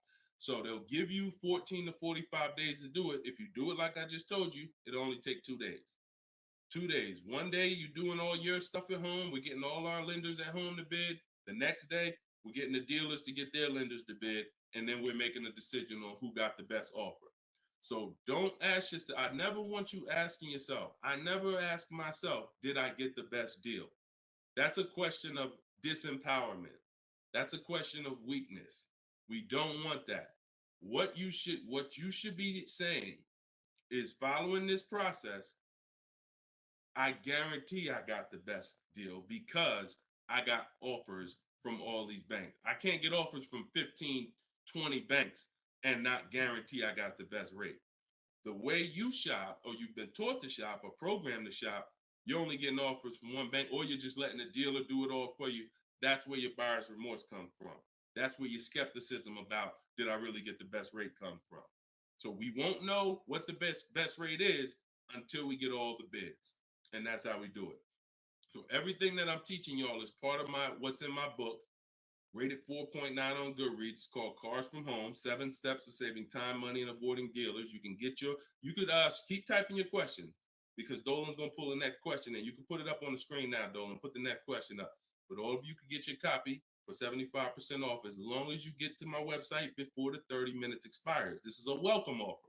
Normal price of the book is $97, and it's worth every penny. It's worth actually thousands. But special welcome offer, you get it for 75% off in my TikTok bio, in my Instagram bio, or in the comment section on YouTube or Facebook. Okay, this is Monty from YouTube. She said, my mother's looking to start a new lease soon, but she only drives 5,000 a year. What's the best option? Low mileage lease if she's not keeping the car. So if she's not keeping the car, Monty, watch this. I run this scenario a lot, and I want y'all to, because some of you, you were taught never to lease. If you stick around this channel long enough, you'll see probably within minutes that that's some of the worst advice that you've ever listened to. If you don't keep your cars 8 years, so we'll talk about that. And we show examples. It's not even up for debate. People who try to debate it, they're emotional and they're tied to old advice. So once you have decided you're leasing, which means I'm not keeping my car 8 years, I want to avoid that depreciation, then I need to be shopping for aggressive lease deals, because it's the short term. Again, this is another unseen expense, depreciation. This is why, look, when you buy your car today, you buy a $40,000 car today, you try to take that car back to the dealership a month later, what's it worth? You try to take, you buy a car today for 40,000.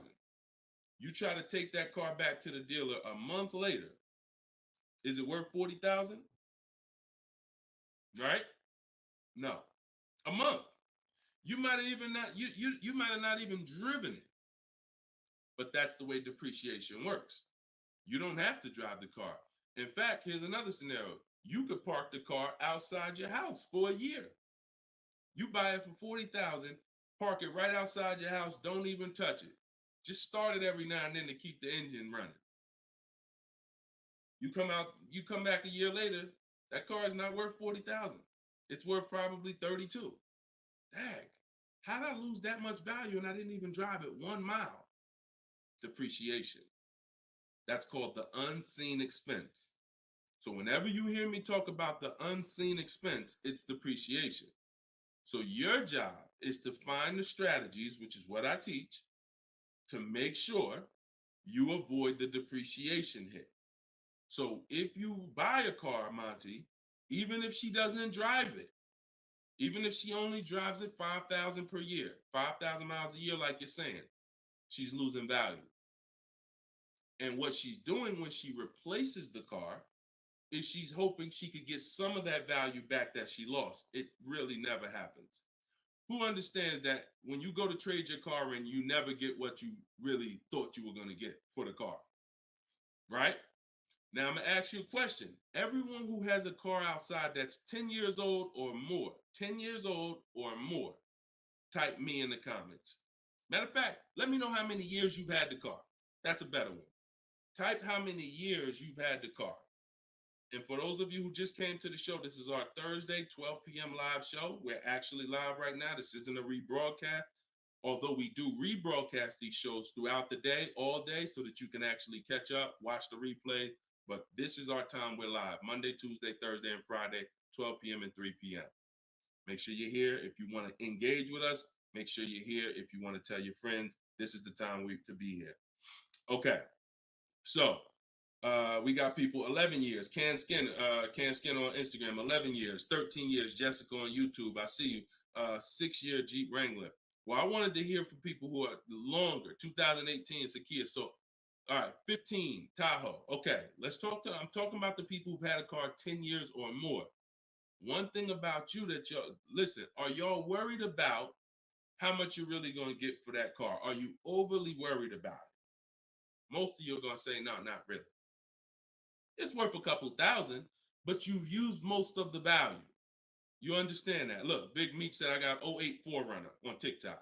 So we understand when you have kept your car long term, I'm not concerned with resale value much, because my whole goal with having this car was to use up most of the value.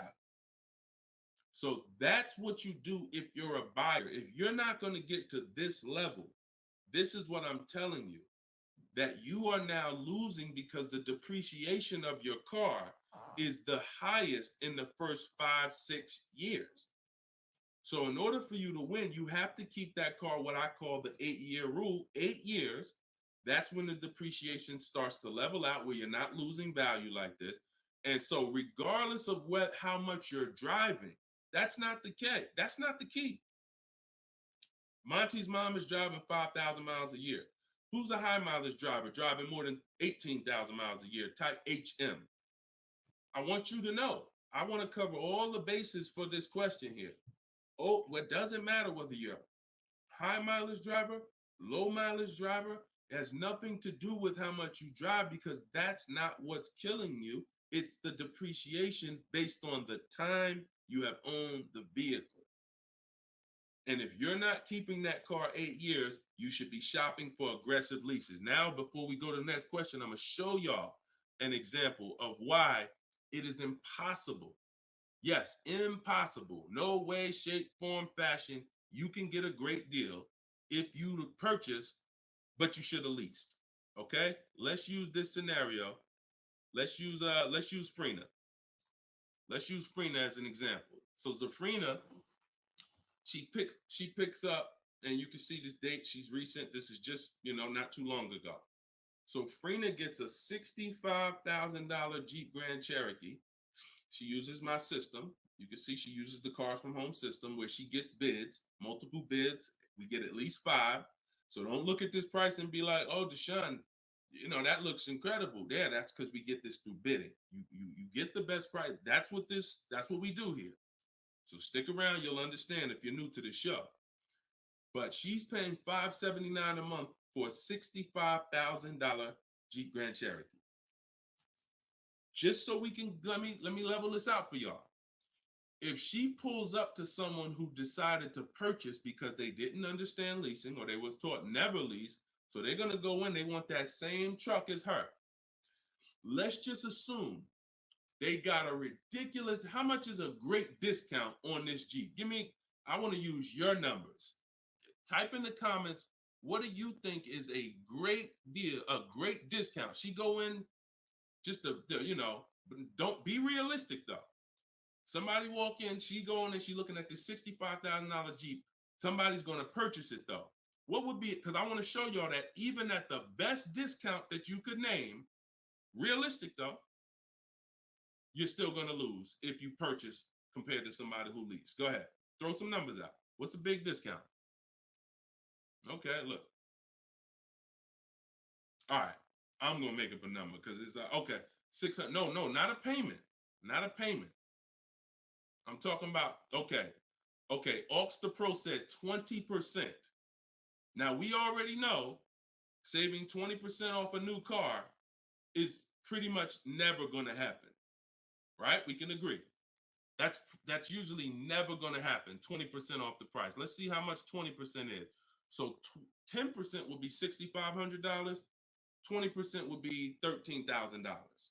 So let's say they knock $13,000, an impossible discount. Someday they just somehow we do something never been done before. They end up getting this car for $53,000. $53,000. Every $5,000 on a loan is how much per month, y'all? Some of you know, some of you seen my videos, some of you been on the show before. Every $5,000 on a loan is about how much per month? $100. Exactly. So let's do this math now. Continuing to drive this point home that there is no way for you to get a great deal when you purchase, but you should have leased. So the same person who just got this unbelievable, never gonna happen discount of 20% off a brand new car, $53,000, what's their car payment?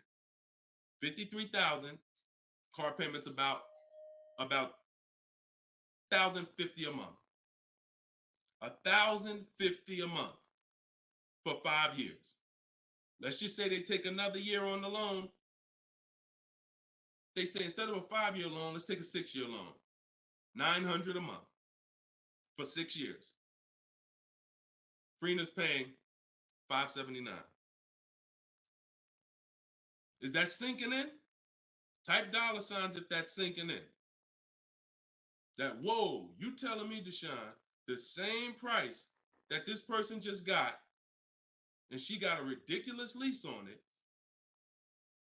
she's paying $579 a month, even if a person got an never gonna happen discount. I literally just took what my man here on Instagram threw out, and he knew he was throwing out something crazy by saying 20%. Even with the 20%, payments $500 a month more than Frena got leasing it. Now let's do one more scenario here. One more. See, all of this is what I'm teaching. This is in my book. This is why the book is 4.9. Goodreads.com. Thank you to everybody who's reviewed the book, Cars from Home, 7 Steps to Saving Time, Money, and Avoiding Dealerships. One more scenario. Let's throw a used car in here. So we already looked at Frena's deal, brand new, great lease. Second, brand new, never gonna happen discount. Now let's throw a used one in there. Let's say somebody says, you know what? I'm looking for a hold on, I want to put that back up, Dolan. Let's keep that up because we're talking about this scenario. So please put Frena's deal back up on the screen, Dolan. Matter of fact, here I got it right in front of me. All right. So we got third scenario here. Somebody now is saying, all right, I'm gonna find that truck used though. So instead of 65, good price on a used one. Let's say we find one that's like 40% off, 3 years old. Again, I'm using extremes to show y'all. So some of you are like, Deshone, if you're using extremes and it's this different, dang, I've been overpaying by not understanding leasing. Yep. I wish I had Dave Ramsey here. I wish we could get Dave Ramsey on the show. You know, I wish he was in the audience. I wish him, you know, because unfortunately, look, shout out to Dave. I know he has the right heart, the right intentions, but he has the wrong information. He's what I call confidently incorrect. That means dangerous. You're dangerous. When you're confident and incorrect, you're dangerous to yourself and others. So now, used car. Somebody gets this car, they knock 40% off the price, and they get one for like $40,000. $65,000 truck. I got one 3 years old. I paid 40 for it. Every $5,000 we just said is about $100 a month. 40 payments, 800. You take a 6-year loan, payments 725. On a used one, we're no longer even talking apples to apples with the vehicle. On a used one, $579 Frena's paying, $725 for a 6-year loan on a used one, 3 years old, 1 year on the warranty left. Then you're on your own. $1,000 a month to buy a brand new one.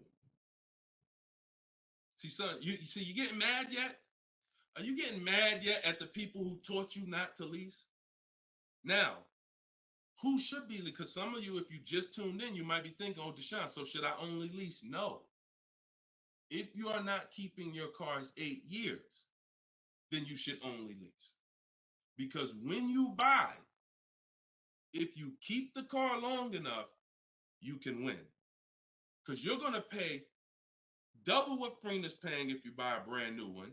You're going to pay more on a used one, but eventually you pay off the car, you keep it 8, 10, 12 years. The longer you keep it, you can catch up. You're still not going to, you get what I'm saying? Because Frena's always going to have a payment. If she keeps leasing, she's always going to have a payment. But if you keep buying your cars, trading them in 5 years, trading them in 6 years, trading them in 4 years, you are no way, shape, or form even close to this. You're thousands and thousands of dollars away. There's thousands of dollars more every year coming out of your bank account than someone who understands leasing. Yeah. Tell your parents, tell your cousins, tell your brothers, tell your spouse. This is what I've been ranting about for years, trying to get you to understand. That's why I say there's no way to get a great deal if you don't understand. If your deal's on the wrong foundation, no way to get a great deal. It's impossible, no matter how much you save on the car. Okay? So yeah, we go deep on that today. Good. I'm happy we got a chance to go deep. All right. I see a lot of people typing $signs. You understand. All right, Dolan, shoot the next question up. Skinner, I see you on YouTube, man. It's real. It's real. This is what we do, man. I'm glad we gotta look. I'm the bad news first person, so don't think I gotta share the bad news first, and then but I'm also giving you the olive branch to like you can change this. You can start doing things different. You can start shopping different. You can learn how to make these people bid. So go ahead, shoot the next question up, Dolan. Let's keep them coming. We're Thursday. We're live right now, y'all. So if you just jumped on the show, this is our live 12 p.m. show. Type your questions, and can y'all tap the screen on TikTok? Can we shoot those likes up? Can we? If you're gonna spend time with us and you're getting value out of what we're doing, I need everybody who's getting value hit the like button and start tapping the screen if you're on TikTok just to show that. Run those likes up. All right, I see it. See y'all lighting it up already. All right, Facebook, James. I'm an old school guy that was told not to let anyone run my credit. I'm not even sure how to download your book. Maybe you could walk us old timers through the process of downloading it. Unfortunately, I teach an online system. I'll be the first one to tell you my system's online. My system's right here in front of a computer. I've worked personally with probably 1,600 people personally in my coaching program since 2021. They got to know how to use a computer. I've had older people who get their children, who get their grandchildren come because and sorry y'all, my eyes are watering. I got a little something trying to jump on me, but we good. But I would be lying to you if I told you this isn't based on because we use copy and paste systems. You're sending emails. So that's one thing I can say. I wish I could, tell you otherwise, but if you want to use what I teach, I mean, now I've had people who get their grandchildren or get their children because my system to get great deals only takes 90 minutes. It only takes 90 minutes. That's why when you go to the page and you see my book, a lot of you are going to see the first thing I say on my website is this will teach you how to get below market deals in as quick as 48 hours. And the time you're putting in to get those deals is probably going to be about 90 minutes once you learn, as I walk you through my 7-step process. But you got to know how to use a computer. So I'm just being real with you. Like, I wouldn't tell you to get the book if you're not comfortable sending emails, copying and pasting, because it is an online system. So I would tell you, call one of your family members who's computer savvy. Tell them, hey, get this book, work this for me, help granddad out, help dad out. And not only are you helping yourself, but they'll now have a skill so that they can learn, so that they're now making dealers bid and they're at home. That's just me being as honest as possible with you. All right. Great question, though. Great concern. Skinner, what's up, my man? Skinner from YouTube. Deshone, what are the banks necessarily looking for different from what the dealership is? Banks want to lend. So think about where you're at right now. Skinner from YouTube just asked, so what is the banks necessarily looking for different than the dealerships? Banks, there's more banks around us that would want to lend us money to buy a car than we know about. So wherever your zip code is, the reason why I want you using the bank bidding war, which I laid out at the beginning of the show, if you just jumped on, you want to go to YouTube, you want to watch the beginning of episode 6, and I break down the bank bidding war. If you don't have my book, if you have my book, then you know the bank bidding war. Now, it's about letting the people who want to bid, because the dealers, here's the difference. It's your positioning. When a dealer knows you don't have any leverage, you haven't shopped bank offers, you're basically waiting for them to tell you what their bank said. Here's usually the conversation. What is the most interest? What is the highest rate you think they'll take? What is the highest rate that we can actually get them? And it might be 6.2, but at 6.2, we make some nice money on the loan. But that's not the best I could do. But I'm not going to give them the best I could do, because what sense does that make? I'm going to give you the most you're willing to pay. So if I go out and say, look, we got you 6.2, your payment's this. If you don't fight them, then that's what's going to happen. But when you have offers, now what you're doing is calling them and saying, look, I got 5.79 from my credit union, or 5.79 from this online bank. If you could beat it, then I'll give you the business. Not only does this make for a good relationship because you're giving them the opportunity versus saying, oh, I'm not letting you get the opportunity. This person has 7, 10 banks. You give them an opportunity, and this is how you guarantee the best rate. So it's not about they're looking for anything different. It's about positioning yourself so that the dealer is now trying to beat the rate you got versus what I just laid out 60 seconds ago when you don't have a rate in the conversation they're having. Leverage. Leverage. All right, that's the difference. One gives you major leverage to guarantee you're getting the best offer.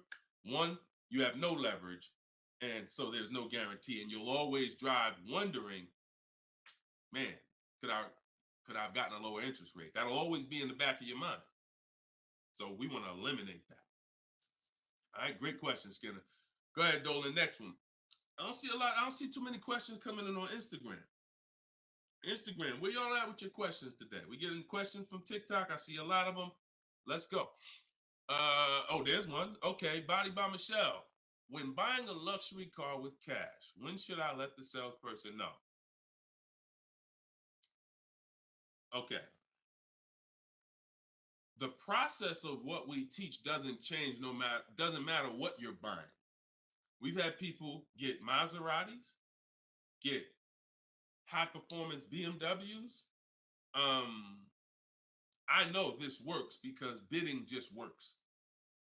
So the first thing you have to do, Michelle, is realize I need to get at least 5 offers, because we're so concerned with how we're going to pay for the car that we're not thinking about which dealer is going to sell us the car for the lowest amount.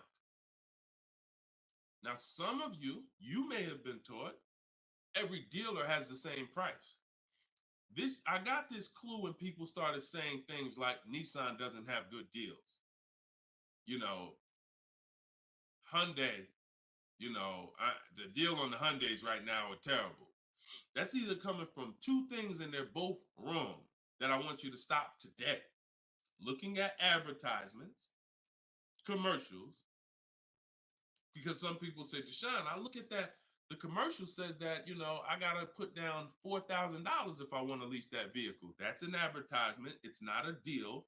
It's a custom thing they put together that they want to present to the public. It's not a deal. When you look at what I just showed you with Frina, when you look at Danielle's lease on her Audi A3. She's paying $550 a month, $44,000 Audi A3. She only put her first look. This is her words. Due to circumstances out of my control, I had to lease something quickly. So my program, I told you, as quick as 48 hours, you can get below market deals. This doesn't take days and days and weeks. I took the course last weekend, did all my emailing back and forth because she's in my video program. So I do have my book, and then I have that same book in a video program. You pick. Now, finalized the deal on Sunday, was finally able to pick it up. This is the details. $550 a month. First payment down. Included maintenance, gap insurance, all fees, taxes, registration, 12,000 miles per year. MSRP was $44,000. If we saw a commercial, or if we went on Audi's website right now, that is not what they're advertising for that car's lease. They're probably advertising $479 a month with $3,700 due at signing, plus tax and fees, which would end up, if you wanted to get to this payment, you probably need $5-6 grand up front. That, I'm telling you, stop looking at commercials. Those are not deals. We don't look at commercials to dictate what the deal's going to be. Nothing that I'm ever going to show y'all that people are learning from me is ever going to match a commercial. Second thing that people might be looking at when it comes to what they deem they can get for a car is going into one dealer. That's it. Going to one dealer. What's the price? Oh, wow, that seems high. That's higher than I thought it was going to be. And leaving saying, oh, man, Nissan don't got no good deals this month. No, that Nissan dealer doesn't have good deals. And again, you have no leverage. So the first thing I want you to think about, Michelle, is changing the way you shop so that you can forget about how you're going to pay for the vehicle. First paramount thing is to make sure that I'm getting 5 offers, because we've done the statistics. I got people all around the country shopping that report to me. 80% of dealers are overpriced. I'm telling you numbers that I don't want you to ever forget. 80%. That means out of 100 dealers, 80 are overpriced. 20 are the great prices. So you're not going to walk into a dealer and get a great price, because you have more of a shot of walking into an 80% dealer than you do a 20%. So you stay at home. You could do it my way, which is in my book, totally online. You use my scripts, use my templates, they're copy and paste. Or if you want to do it your way, you can call around and get several quotes. But you need to get at least 5, because you're going to be amazed how different the quotes are. One dealer's charging $550, another dealer's charging this, another dealer's charging this. Hey, that's a $5,000 difference. That's the way it should be. That's the way it should be. Okay, so that's what you focus on, Michelle. Forget it. If you're going to pay cash, keep that in the background. People walk into a dealership all the time. You see it on internet. They make videos about it. Oh, I'm walking in, man, about to get this Lamborghini. Yeah, I want that black one right there. Boom. All right, write him up. Let's get him out of here as fast as possible before he realizes what he needs to ask. Okay, and he don't want to look like he's negotiating. You're going to overpay all the time. People celebrate the cars, but they overpaying for them. So don't focus on how I'm getting the car. Focus on, let me get these offers so I can make sure I get the best price. Once I get the best price, here's the cash. Okay? Great question. Shoot the next one up, Dolan. We're live, y'all. This is our Thursday, 12 p.m. show. We'll be live for about an hour. So we're going to try to get through as many questions as possible, but I don't like to give short answers. And for those of you who like to shine, I want all the answers in one spot. That's in my new book. It's a digital book. It's called Cars from Home, 7 Steps to Saving Time, Money, and Avoiding Dealers. And you can get yours, have everything I teach in one spot. If you get the 75% off price, it's $24. It'll be in your inbox in 5 minutes. You can get it in my TikTok bio. You can get it in my Instagram bio, or on Facebook, YouTube. We got a link in the comment section for you that you can get your copy at 75% off. But it's only for 30 minutes. Once the timer expires, it does go back up to the $97 price. Okay, YouTube, Hanako. Sorry, hold on. Eyes water, I'm sorry.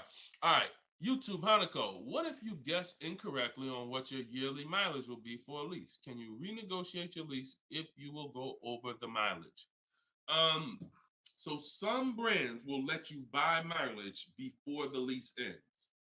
So you can buy them, but I think BMW has it where you can buy the mileage for like 15 cents, but you can't be within like the last 3 months or last 6 months, something like that. So everybody, if you do have that option, you want to call your leasing company and you want to see. But I teach to estimate your miles. Like I have a chapter in my book. It's not even a chapter. It's like a little section called Choose Your Mileage Wisely, where we walk you through the math. Now, sometimes lifestyle changes. You were working 10 miles from home. Now you're working 30 miles from home. That's understandable.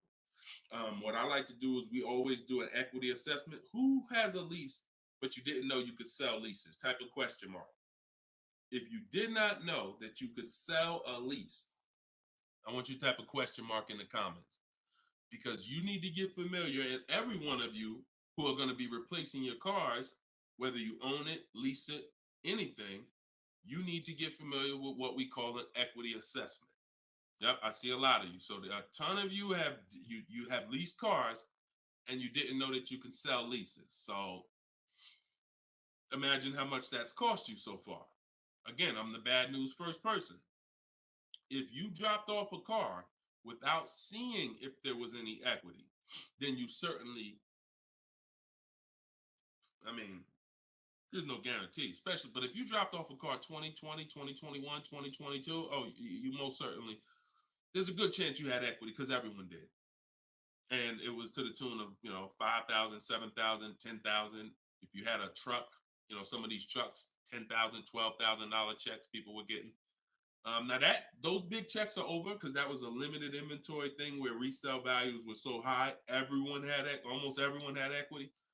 But you need to make sure you're not leaving 1,000, 2,000, 3,000 on the table in this market. In a normal market, we always do an equity assessment. So if you're going over your miles, you want to do an equity assessment to see if you can sell it. Because if you sell it, you're out of it, and you can just go lease a new vehicle. But so the equity assessment is you call your bank, you get your payoff. You go, once you have your payoff, you want to ask them. It's only for leases. This question, the second question is only for leases. Do I have a third-party restriction? If they say yes, you just need to make a note of that. If you don't have a third-party restriction, and there's several brands that don't, Chase, Toyota, Mazda, there's still a couple leases out there that don't have third-party restrictions, then you're going to go and you can sell to any of the online bidders, highest bidders. You get all these offers. And look, let me be clear on when you should be doing this. Before you ever think about shopping for a car, you gotta take care of your equity. You shouldn't be shopping for a car and then saying, all right, now let me check and see what equity I got. Because now if you don't, you need to know that up front, because if you have $3,000, $4,000 of equity, that matters going into your budget. Maybe you want to apply it to your next deal. Maybe you want to put it in your bank account, but you need to know about it early. That's why it's the second step in my system. I got 7 steps. Equity assessment is the second step. As soon as you think about getting a new car, your first question should be buy or lease. Should I buy or lease? That means, am I keeping the car 8 years or not? And then the second thing is equity assessment, because that's going to tell you your positioning with your current car. So once you get your payoff, you go to the Carvana, CarMax, Driveway, and you look, you do what you want. I would not suggest you be lazy in this. This takes 20, 25 minutes, and this is your money. So you go to those websites, CarMax, Carvana, Driveway, Kelly's Blue Book Instant Cash Offer, hold on, Auto Nation Sell My Car, and Car Google Sell My Car. 6 offers, 6 cash offers, and that's going to tell you your equity position. That's once you know that, because some of you are going to do that and find out you got negative equity. Now you have to plan accordingly. Some of you are going to do that and find out you got 4,000 of equity. Now you got to plan accordingly. Some of you in leases are going to do that and find out you have no equity, in which case, okay, I just need to wait until my lease is up. I can't get out early. But so the equity assessment tells you how you can move to the next step. Okay? So that's what you focus on. That's what you focus on at this particular step. Okay? Go ahead, shoot the next question up, Dolan. All right, we're getting a lot more. I'm gonna try to get through. I'm gonna try to go faster, but go ahead, shoot the next one up, Dolan. This one's Instagram. Deep. That's my man that I said I didn't want to butcher your name. Might even be a woman, so I'm not even gonna try to pronounce the name. But my lease is up in 6 months. I would like to lease again. Is my current lease gonna hurt me when trading it in? Equity assessment. I'm glad you asked that. Equity assessment. That's the game. That's the game. See, those are the questions that gets answered with the equity assessment. Is my lease going to hurt me or help me? Do the equity assessment, and you'll know. Now, if you have a third-party restriction, then we can't sell direct to these online buyers. We have to sell to a local car dealer of the same brand. So I have a script in my book where I walk you through talking to used car managers so that you can actually sell your car locally to them. You're selling a 2 or 3 year old car, usually good mileage for most. We need to sell that car to a local used car dealer, but we are still getting bids. We're not walking in. This is what a lot of people did. You may have did it. Man, I got a third party restriction. I'm gonna just walk into the dealer. Hey, yeah, look, I know I got equity. You don't realize how you're making it hard for someone to even help you because you don't know how much equity you got, and now you're coming in and you're not really saying what you know. When you're at home and you're talking to managers, you're talking to people and getting offers for that car, you can speak intelligently. And we only talk to used car managers in those cases. But that's only if you have a third party restriction, because some people, another thing they were doing is buying their cars and then turning around and reselling them. Reason I never do that is because, and nobody who's listened to me, even throughout the pandemic, I don't think we had one person do that, is because when you buy, you pay taxes, you pay fees. So yeah, if I had 5,000 in equity and then I buy the car and resell it and then I pay 4,000 in taxes and fees, by the time the title gets to me and all of that, I might break even. When we sell direct to a used car manager or a local dealership, we don't pay those fees. So although they might not pay, they're not going to pay as much as CarMax, Driveway, and any of these online bidders, we still get offers from them because we don't have to. They're not going to pay those fees. We're not. Those fees aren't going to come out of our profit. Okay. Equity assessment. Again, D. I'm gonna just call you D. Go ahead. Next question, Dolan. Exactly. Exactly. Auto advisor. Equity assessment. How'd you come up with the auto advisor? That's so funny. I'm just not used to seeing, I'm not used to seeing anything that says the auto advisor unless it's there's a lot of Deshone the Auto Advisor accounts going around inboxing people to buy crypto. I don't do anything but car education. So if it ain't about Cars from Home, my book, if it ain't about Cars from Home, my video library, it ain't about my coaching program, then it is not me. Stephanie from TikTok. So you can ask any lender, even if they don't work with them directly at the dealership? Absolutely. These people lend money. They don't care about selling you a car. People that lend money want to give you a loan. Good question. Absolutely. Go ahead. Shoot the next one up, Dolan. All right. Everybody getting value out of the show so far? Type dollar signs. Let me see the dollar signs. If you're enjoying and you're getting value out of this show, by the way, for those of you who just came, this is live. This is our Thursday live show. We rebroadcast these shows throughout the day, so that everyone can rewatch them. So you might see a rebroadcast, but Monday, Tuesday, Thursday, and Friday, 12 p.m. and 3 p.m. is when we're actually live. So when your coworkers, your family is talking about car shop, you want them here 12 p.m., 3 p.m. We're actually live Monday, Tuesday, Thursday, and Friday, Eastern time. All right. This one's from Instagram. How do you get a great lease deal? Bids. It's the only way. Because all right, so I'm gonna give you an example of how not getting bids will actually deceive you, and you could possibly think you got a great lease deal. So this is Charles. He got a Palisade. Palisade is probably one of the top 5. Definitely throughout the pandemic, it was probably top 5 most popular, SUVs. People were overpaying, and I don't want to, I don't, you might have one. And, unfortunately, a lot of people overpaid for these, and they're still overpaying for them. So he reached out to 3,500 dealers. Now he used my system. So this probably took him about 25 minutes. I have something in my book. My strategy is called the 25 to 5. What that is we're connecting with 25 dealers online. And our goal is to get 5 offers. Because if you want to show earlier, I told you 80% of dealers are overpriced. So we're going to get 5 offers, and they're going to be about $150 to $200 apart minimum. Your best offer when you get bids is going to be about $150 per month to $200 a month cheaper. Now, if you're purchasing, hold on.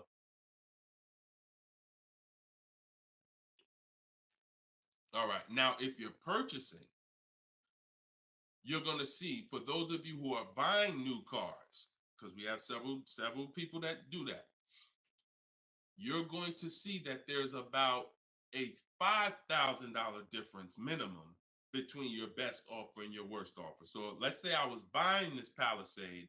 When I get my bids, my best offer to my worst offer is going to be close to $5,000 difference. That's when you know you're doing it right. because we get below market car deals. Some people get market value car deals. Some people pay above market value car deals. Depends on the skills they have. So he got bids. He did this, used my system. Took him probably 30 minutes to reach out to 35 dealers, maybe 25 minutes. And he got 10 quotes. Offers range from 1.23 to 1.66. Now, that's what that's what I'm telling you. The 1.26 lease that he ended up getting a 1.23 because we always send a counter offer. I have a calculator in my book where you put it in. We must send a calculator. We must send a calculator. We must send a counter offer. So he ended up closing the deal at 1.23, all online. Never spoke to the dealer until he was ready to lock up the deal. But see the difference, 1.23 to 1.66. That means he's looking at offers. His best offer was $597 on a $48,000 Hyundai Palisade. His worst offer at 1.66, that same 1.66 divided into 48,500. Hold on. 1.66 times 48,500 would be about 700, 900, call it $800. So he's getting offers. That's when you know you've done it right. So to answer your question, Tobo, how do you get great lease deals? Bids. It's the only way. It's the only way. So his best offer is $597. The worst offer he saw out of all of them, he got 10 of them, was $800. Same vehicle. 80% of dealers are overpriced. Okay? Must get bids if you want to get deals like this. Only way. All right? Shoot the next one up. Now, look, hold on real quick. I want to say one more quick thing. Until you get bids and you have enough bids, you might think you got the best deal, but you just don't know what the best deal is. See, you're going off your gut. If you're going off your gut, look at Kimberly. Kimberly saved $20,000 on her Maserati. It's a $91,000 vehicle. She posted, the one she ended up getting was 91 because a dealer near her ended up beating this offer she had, but it was an $86,961 Maserati. They offered it to her for $66,261. So they're taking 20 grand off. But she had offers that were 10 grand off. She had offers that was 12 grand and 8 grand. And if she would have tried to assume, well, damn, 8,000, that feels good. I mean, shoot, brand new Maserati, taking 8,000 off. That gotta be a deal. See how much money she would have left on the table? See how much money she would have left on the table?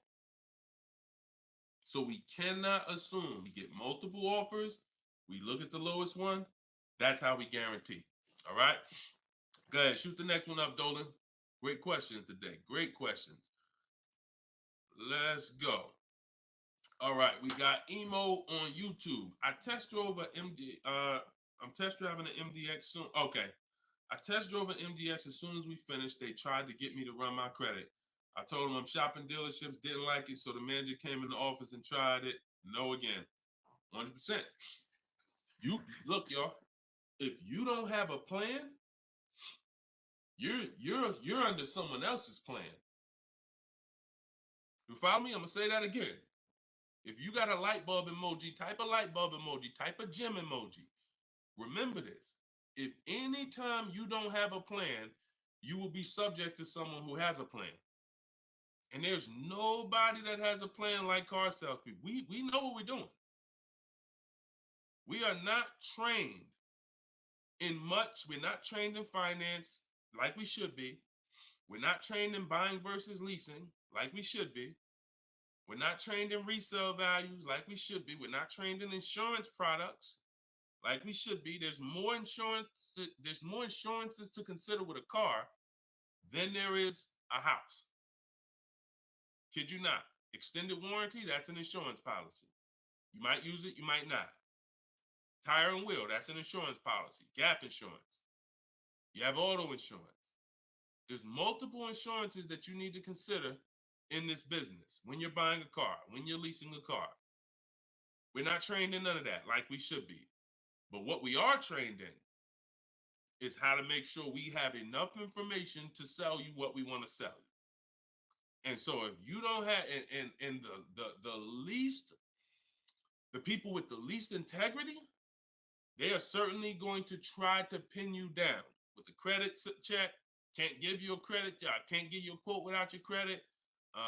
Come in. I need you to be here. When can you come? First question they ask, you all right? Who's getting phone calls from dealers right now?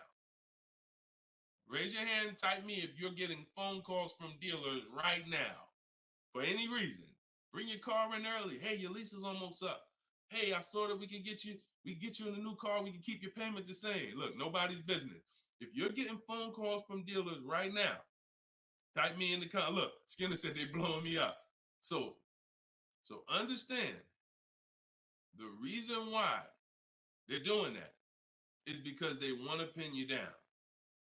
It's just come on in. When can you come in? When I can come in, I get you to talk. Numbers in here, it means you're pinned down. You cannot do this. You're losing all your leverage. So that's why I'm telling you, you're going to shop with a plan if you're following what I'm telling you, if you're following what I teach. Some of you have my book already. Shout out to those who have my book. We're rated 4.9 on Goodreads.com. Appreciate everybody who's reviewed the book. You can get yours for 75% off. It's normally $97, but in my TikTok bio, 30 minutes only, you can get it for 75% off. Instagram bio is $24 if you get the deal in the comment section. But you must have a plan because they have a plan and you don't know who you're dealing with. So that's all I can tell you. But I'm glad you stuck to the guns. Even under the pressure, you didn't let them run your credit. You stuck to the guns. Way to go. All right, go ahead, Dolan. This one's from TikTok. Better to buy used or new? Planning to keep longer than 8 years. Thank you for all that information. Let me know you understand the 8-year rule. I appreciate you. That's a matter of, okay, so if I'm buying to keep more than 8 years, right? Only question between new or used is a question of budget. Can you get everything you want and need in a new car for your budget? Once you get all your bids, can you get all those bids? Is the best bid that's going to win your business on a new car in your budget comfortably, then get a new car.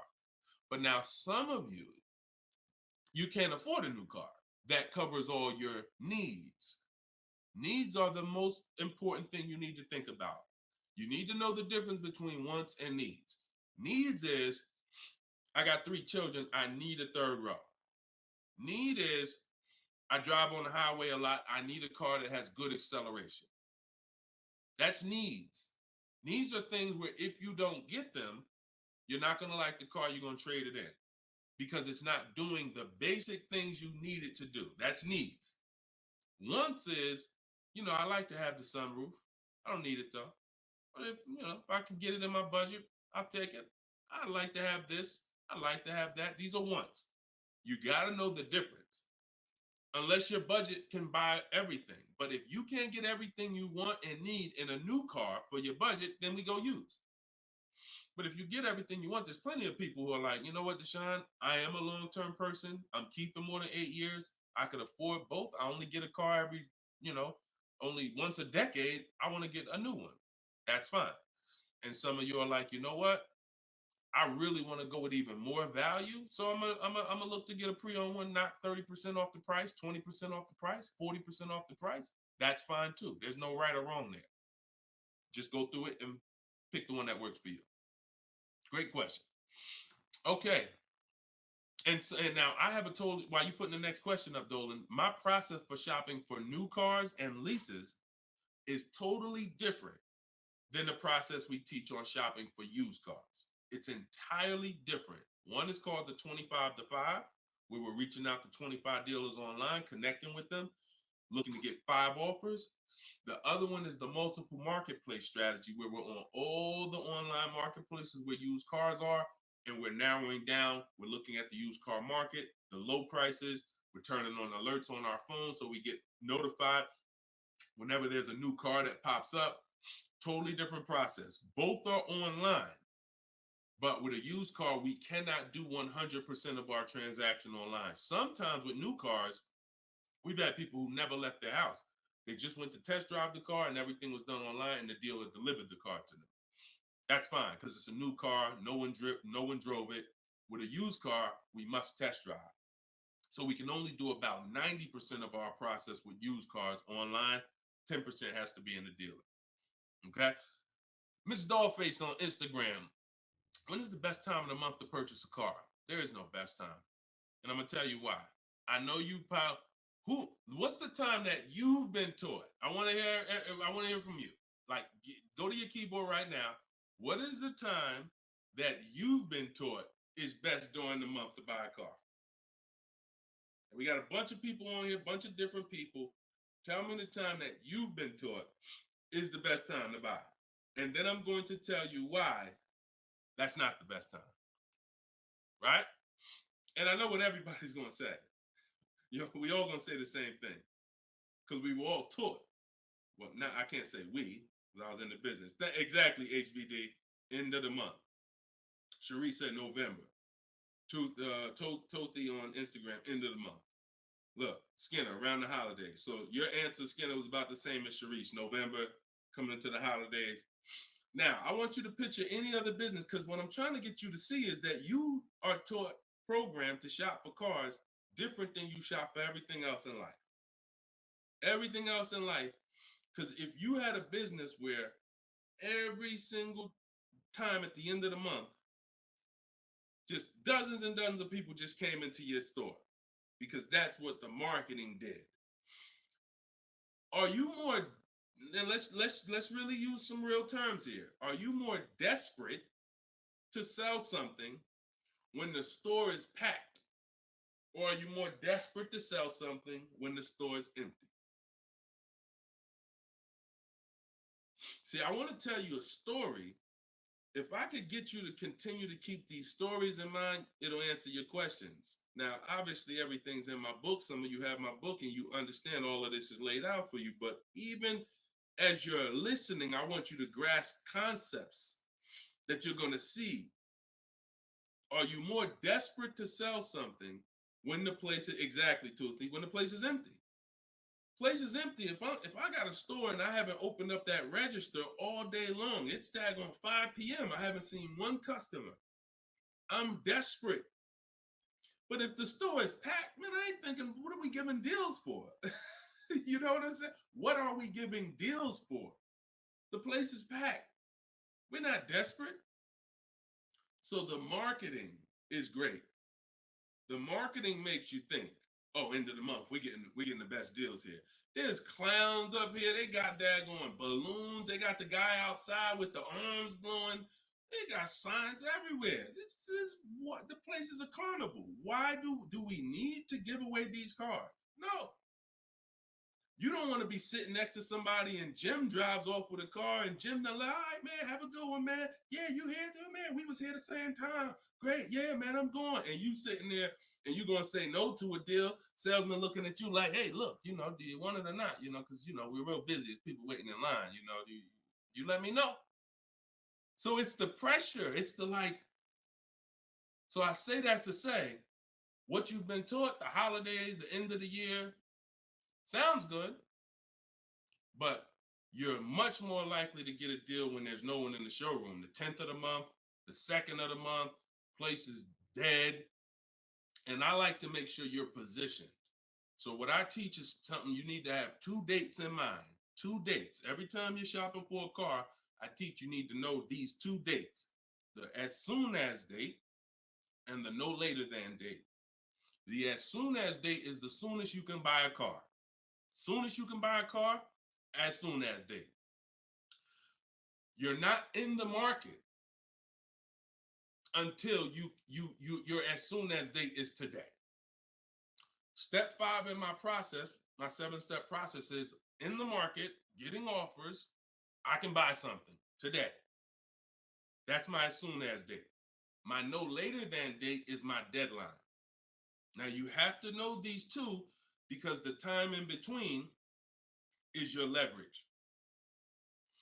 So let's just say my as soon as date is today. I can start looking at offers. But my no later than date, I got 2 months.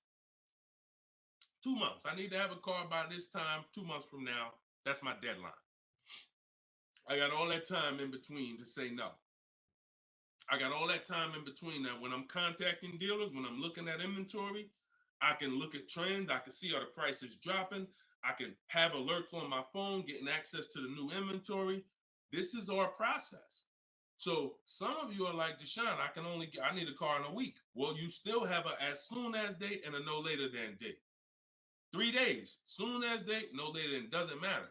So you have to know these 2 dates because in between is your leverage, which is why I don't want you emergency shopping unless it's an emergency. Okay? I don't want you emergency shopping. Don't get into the habit, don't stay in the habit of emergency shopping. Oh, I'm gonna put it off to the last minute, and then, oh, I gotta go into the dealership. Oh, I need a car this week. All of that is working against you. Now, if you can still get, in fact, when you go to my website for my book, you'll see it says below market deals in as quick as 48 hours. But the more time you have, the more time you have to say no. Programs change every month. You see deals change, lease programs change, rebates change. And so when you have inventory changes, so if you're looking for a black or blue car, all these dealers don't have one right now, but they got one coming next month. You can, that's fair game for you because you have time. So these are all the benefits of getting in the market 3 months early and learning how to look at the deals. If there's a great deal now, we jump on it. If there's not, okay, I'll look next month. And that's what I did when I got my mother's lease on her Mazda CX-5. October, I was looking at the deals. I didn't like them. Got all my offers. I said I didn't like them. Now, the great thing is I made contact with all these dealers. So they know. Now I'm following up next month. Hey, just checking in. How's the deals looking for this month? November, didn't like them. 3rd month, December, got the deal I liked. Wrapped it up. So don't always think time is an asset.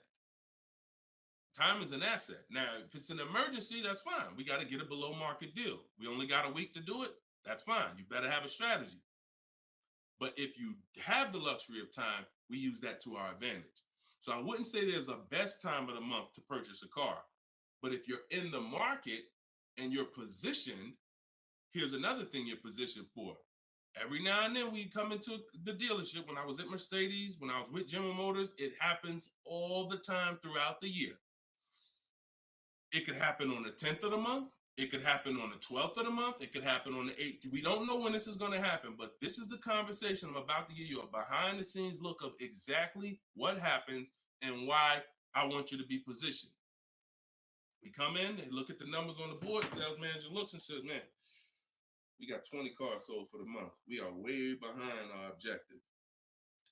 All right, listen, call everybody anybody you got, anybody that's real, anybody that's a real buyer, call them. We're not turning down any serious offer today. You want to be the person that's positioned.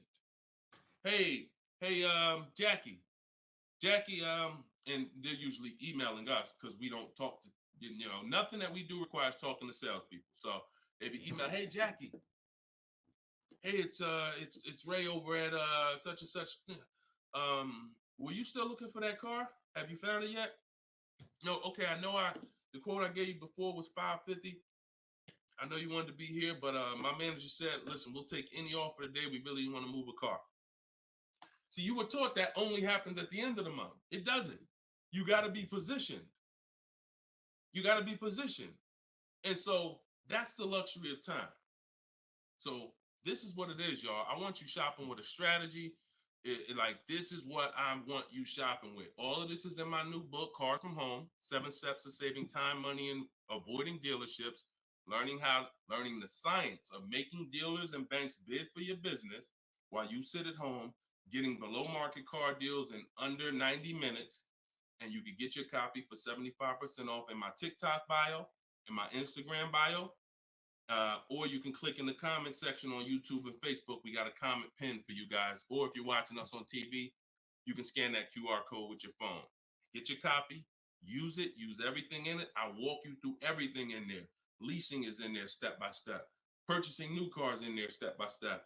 Purchasing used cars step by step. High mileage drivers, I got 2 strategies for you. If you're a short-term high mileage driver, everything's in there step by step. If you have credit issues, I walk you through step by step. So get your copy. We are back live for episode 7 at 3 p.m. And we'll, like I said, this is not a rebroadcast. We do these live shows Monday, Tuesday, Thursday, and Friday, 12 p.m. and 3 p.m. So we'll be back for our next segment in a little bit if you want to join us. If not, tell your friends about us, and we look forward to it. We always look forward to the people who are ready to change their life, empower themselves, stop shopping like desperate victims, begging people to help you, begging people to give you a car, begging people to help you. Please, can I get no money down? Going in with wrong information. Down payments are illegal. All of this stuff that is just totally terrible. It's no other way to put it. It's just terrible. I want y'all shopping different. I want you empowered. I want you in control. I want you leaving a dealership guaranteeing I got the best price. Sending me email, Deshone, look at this deal I just got. I got all these offers. Look at this used car I just got. I got 40% off the brand new price. That's what I want you emailing me. Empowered, and that's what we're going to get to. God bless y'all. I'll see y'all on the next segment. Shout out.